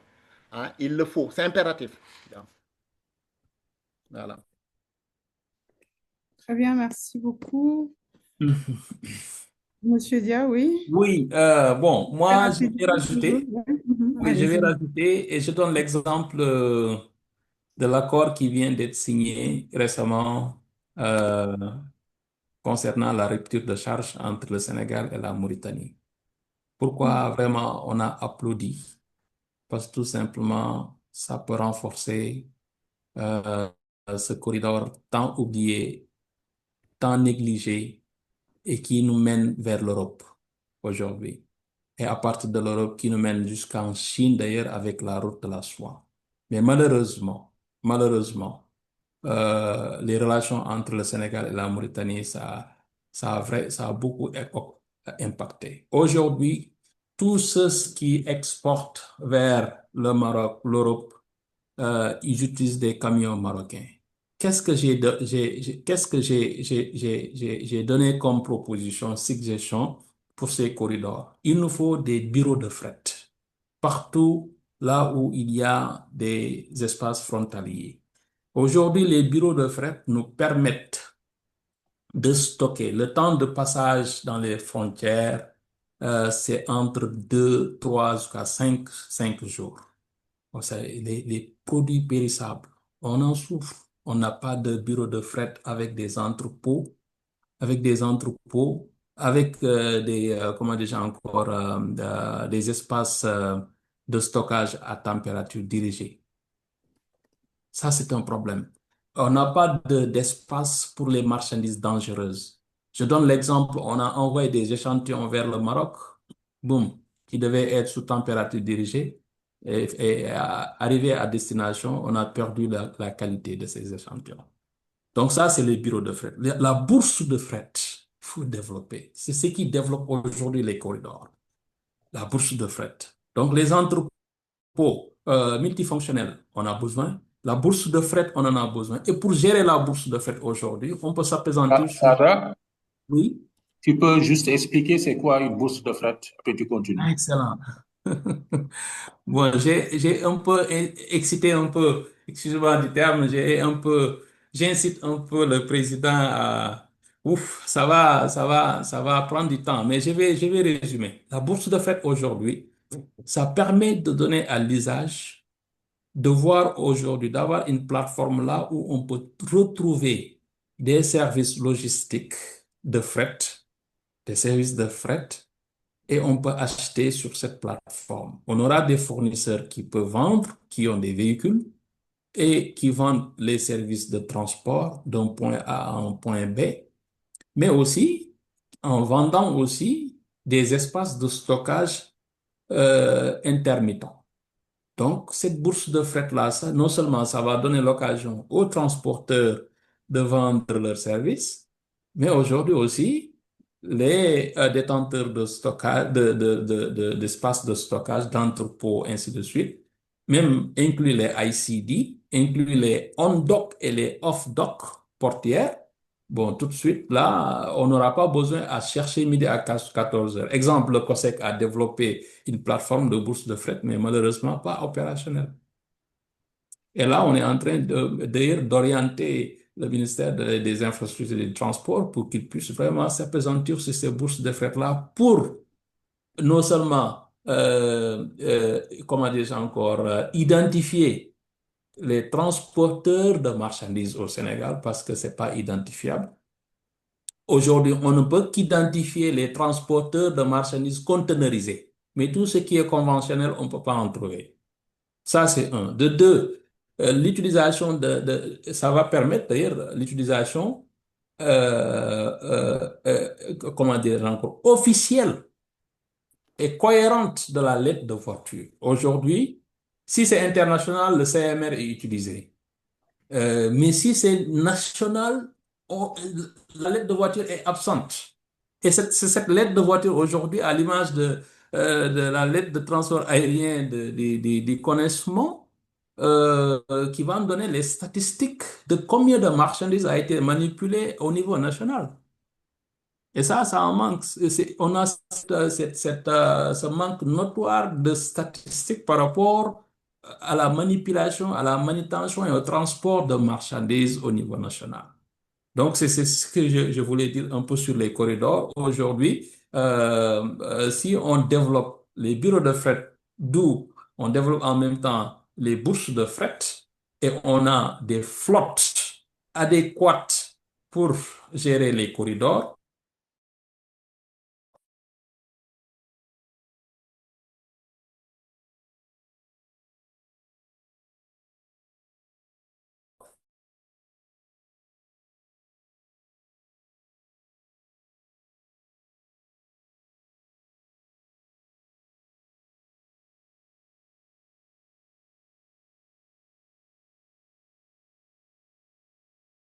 Et après le port de Dakhla, aujourd'hui, on a Tanger qui est tout de suite côte à côte avec l'Europe, côte à côte avec Algeciras. Et Algeciras, à partir de là, on accède en Europe. Et en Europe, à partir de là aussi, la route de la soie, ça te mène tout de suite vers la Chine. Donc, on peut même avoir un corridor qui nous mène jusqu'en Chine. Donc là, vraiment, ça demande beaucoup de travail. C'est des organisations comme Sénégal Supply Chain qui regorgent de beaucoup de profils et un véhicule logistique avéré, qu'on puisse vraiment accompagner l'État pour qu'on puisse avoir vraiment une bonne stratégie pour cette résilience de la supply chain au Sénégal. Merci beaucoup. Merci pour ces contributions. Alors, je vois encore beaucoup de questions, mais je pense qu'on va prendre une toute dernière, qu'on va aller très rapidement pour une toute dernière.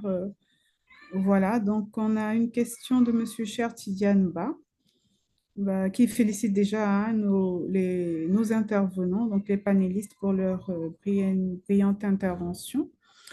Et la question est de savoir quelles sont les contributions de la logistique à l'optimisation de la production de blé au Sénégal, tout en sachant que le blé est considéré comme la principale denrée de première nécessité et qu'avec le nouveau régime, l'autosuffisance alimentaire fait partie intégrante du plan Sénégal 2050. Donc, chers panélistes, une toute dernière question. Quelles sont les contributions, en tout cas, de la logistique à l'optimisation de la production du blé au Sénégal? Bon, moi, je pense qu'il n'y a pas de contribution pour le moment. Et dès l'instant que comment dire encore, les produits agricoles les plus euh, affectés sur le plan logistique, c'est l'arachide et le noix de cajou. Bon, maintenant, tout le reste, alors que le blé aujourd'hui devrait être en ligne de mire. Pourquoi je dis ça? C'est pour ça que j'ai mentionné tantôt le développement de ces entrepôts, pas entrepôts, des centres de distribution 3PL ou bien 4PL, Third Party Logistics, ou 4 Party Logistics.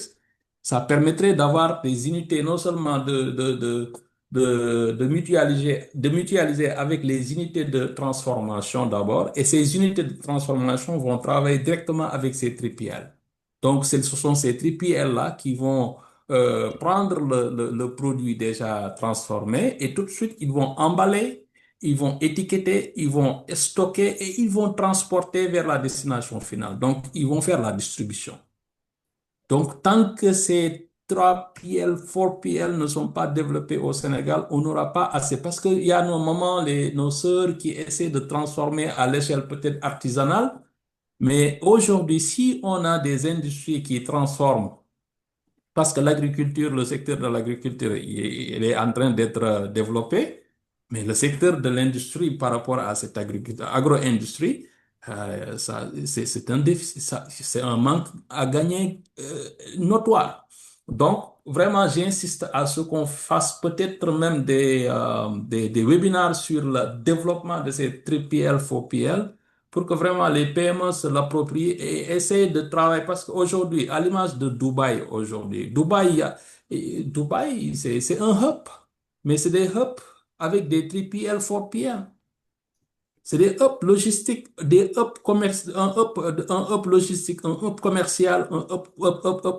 C'est des hubs partout, dans chaque secteur. Mais c'est des 3PL partout. Et des zones franches, ils ont développé des zones franches, et ces zones franches qui permettent vraiment de travailler et d'exporter. Et tant qu'on n'exporte pas, on ne peut pas régler notre balance commerciale. Et pour exporter, il nous faut des industries. Et après ces industries, il nous faut des 3PL, 4PL pour l'essor de l'exportation de ces produits. Merci beaucoup. Merci à vous. Une minute ou quelques secondes pour Monsieur Mbodj. Oui, Vous oui, profitez, merci, voilà, vous merci pourriez en Carole. profiter aussi pour donner votre mot de fin et je vais revenir après aussi à Monsieur Dia pour son mot de fin. D'accord, d'accord, Voilà. merci. Alors, juste rapidement par rapport à cette question, hein, la logistique ne peut pour le moment rien faire parce que le blé, c'est vrai, si c'est pour une autosuffisance, allez, il va falloir déjà que l'on développe, que l'on cultive énormément de blé pour ne plus dépendre de l'extérieur. C'est ça d'abord. Et je pense que les chercheurs sont en train de travailler sur ça. Il y a même des exemples de culture de blé quelque part. Il faut juste qu'on le développe. Mais non, c'est vrai, c'est pour notre autosuffisance. Il faut qu'on mange local. Il faut que nos amis Nian, Fall, qui sont peut-être dans le panel, qu'ils arrêtent de manger comme les Européens. Il faut qu'on revienne vers le consommer local. Et c'est ça qui va nous aider. C'est ça le key élément. Hein? Les gars adorent le pain parce que et on n'a pas de blé, on dépend de l'extérieur. Aujourd'hui, il faut que l'on crée nos propres éléments. Ensuite, la logistique va venir pour la distribution et consommation. Mais pour le moment, il faut juste qu'on développe vraiment l'ensemble qu'on puisse faire une bonne production de blé. Alors, pour le mot de la fin, moi, je remercie tout le monde. Et c'est possible, hein. Le message que je lance à tout le monde, c'est que c'est possible que l'on puisse se développer, que l'on puisse sortir de cette dépendance de l'extérieur. Mais il va falloir qu'on travaille méticuleusement ensemble, en nous mutualisant, comme on en a beaucoup parlé durant ce webinaire. Il faut aussi que les bailleurs de fonds, l'État, les trucs regardent. Il faut qu'on regarde en profondeur nos procédures. Parce que quand on regarde juste la situation de l'anacarde aujourd'hui au Sénégal, surtout cette année-ci, c'est parce qu'il y a un manque d'approfondissement des procédures qui font que, voilà, on est passé à côté. Hein. Alors que c'était très bien parti pour développer un port, le port de Ziguinchor. Malheureusement, le port est fermé. C'est catastrophique. On ne peut pas avoir un port où on a investi plus de 300 milliards d'investissements, draguer le fleuve et que le port soit fermé. Je trouve ça pathétique. Et pourquoi? Parce que peut-être ceux qui sont aux alentours n'ont pas une vision globale de la logistique. Ils n'ont pas, voilà, ils ne comprennent pas le mindset des multinationales. Qu'est-ce qu'ils veulent par rapport au local. Il faut vraiment qu'il y ait, comme on dit, les états généraux de ça. Et c'est l'appel que je fais à l'État, que l'État fasse les états généraux de ce supply chain. C'est important. Parce que sans supply chain, on ne va pas s'en sortir. Alors, mais c'est très possible. Il faut juste qu'on s'y mette tous. Et qu'il n'y a pas un maillon faible dans cette histoire. Le transporteur, le transitaire, tout le monde est dedans. Et chacun est hyper brillant dans son domaine. Donc, si on se met ensemble, je suis sûr qu'on va sortir de ce marasme. Alors, merci pour votre attention et puis pour la participation. Et je suis sûr que d'autres webinaires beaucoup plus intéressants vont venir. Déjà, il y a des thèmes, comme on a dit, il y a plusieurs thèmes qu'on a brossés. Il y en a où on peut aller en profondeur sur ça. Et je pense qu'avec le président et les équipes, on va faire d'autres webinaires pour ça. Je vous remercie. Hein. Je vous remercie pour tout. Merci beaucoup, Monsieur Mbodj. Monsieur Dia, très rapidement, votre mot de fin. Oui, je remercie le Non, s'il président, vous plaît. je remercie le comité directeur Je remercie Carole hein, qui nous a vraiment beaucoup fatigués pour que ça soit un webinaire réussi.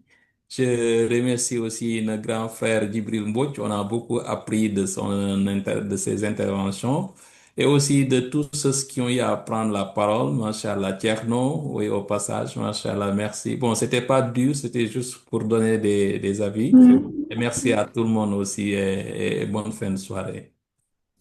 Merci beaucoup, merci à tous. Je vois qu'il y a des questions.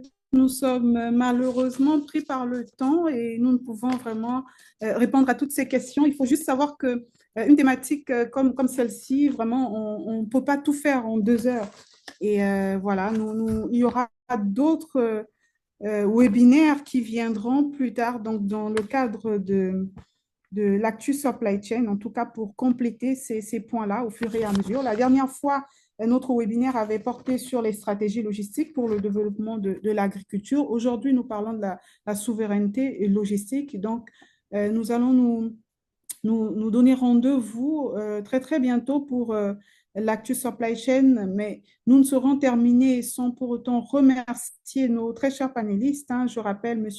Djibril Mbodj, qui est Managing Director de DMA Logistics, Business Development Manager aussi à Pacao Agro-Industrie, M. Sadadja, qui est Directeur Général d'Amafret Logistics SARL, PDG de EMSACO Supply Chain and Investment, SAS, manager d'Afronégoce SARL. Donc, merci encore à nos deux panélistes, nos deux experts, en tout cas, pour la qualité, en tout cas, de leur intervention. Merci à vous, très chers participants.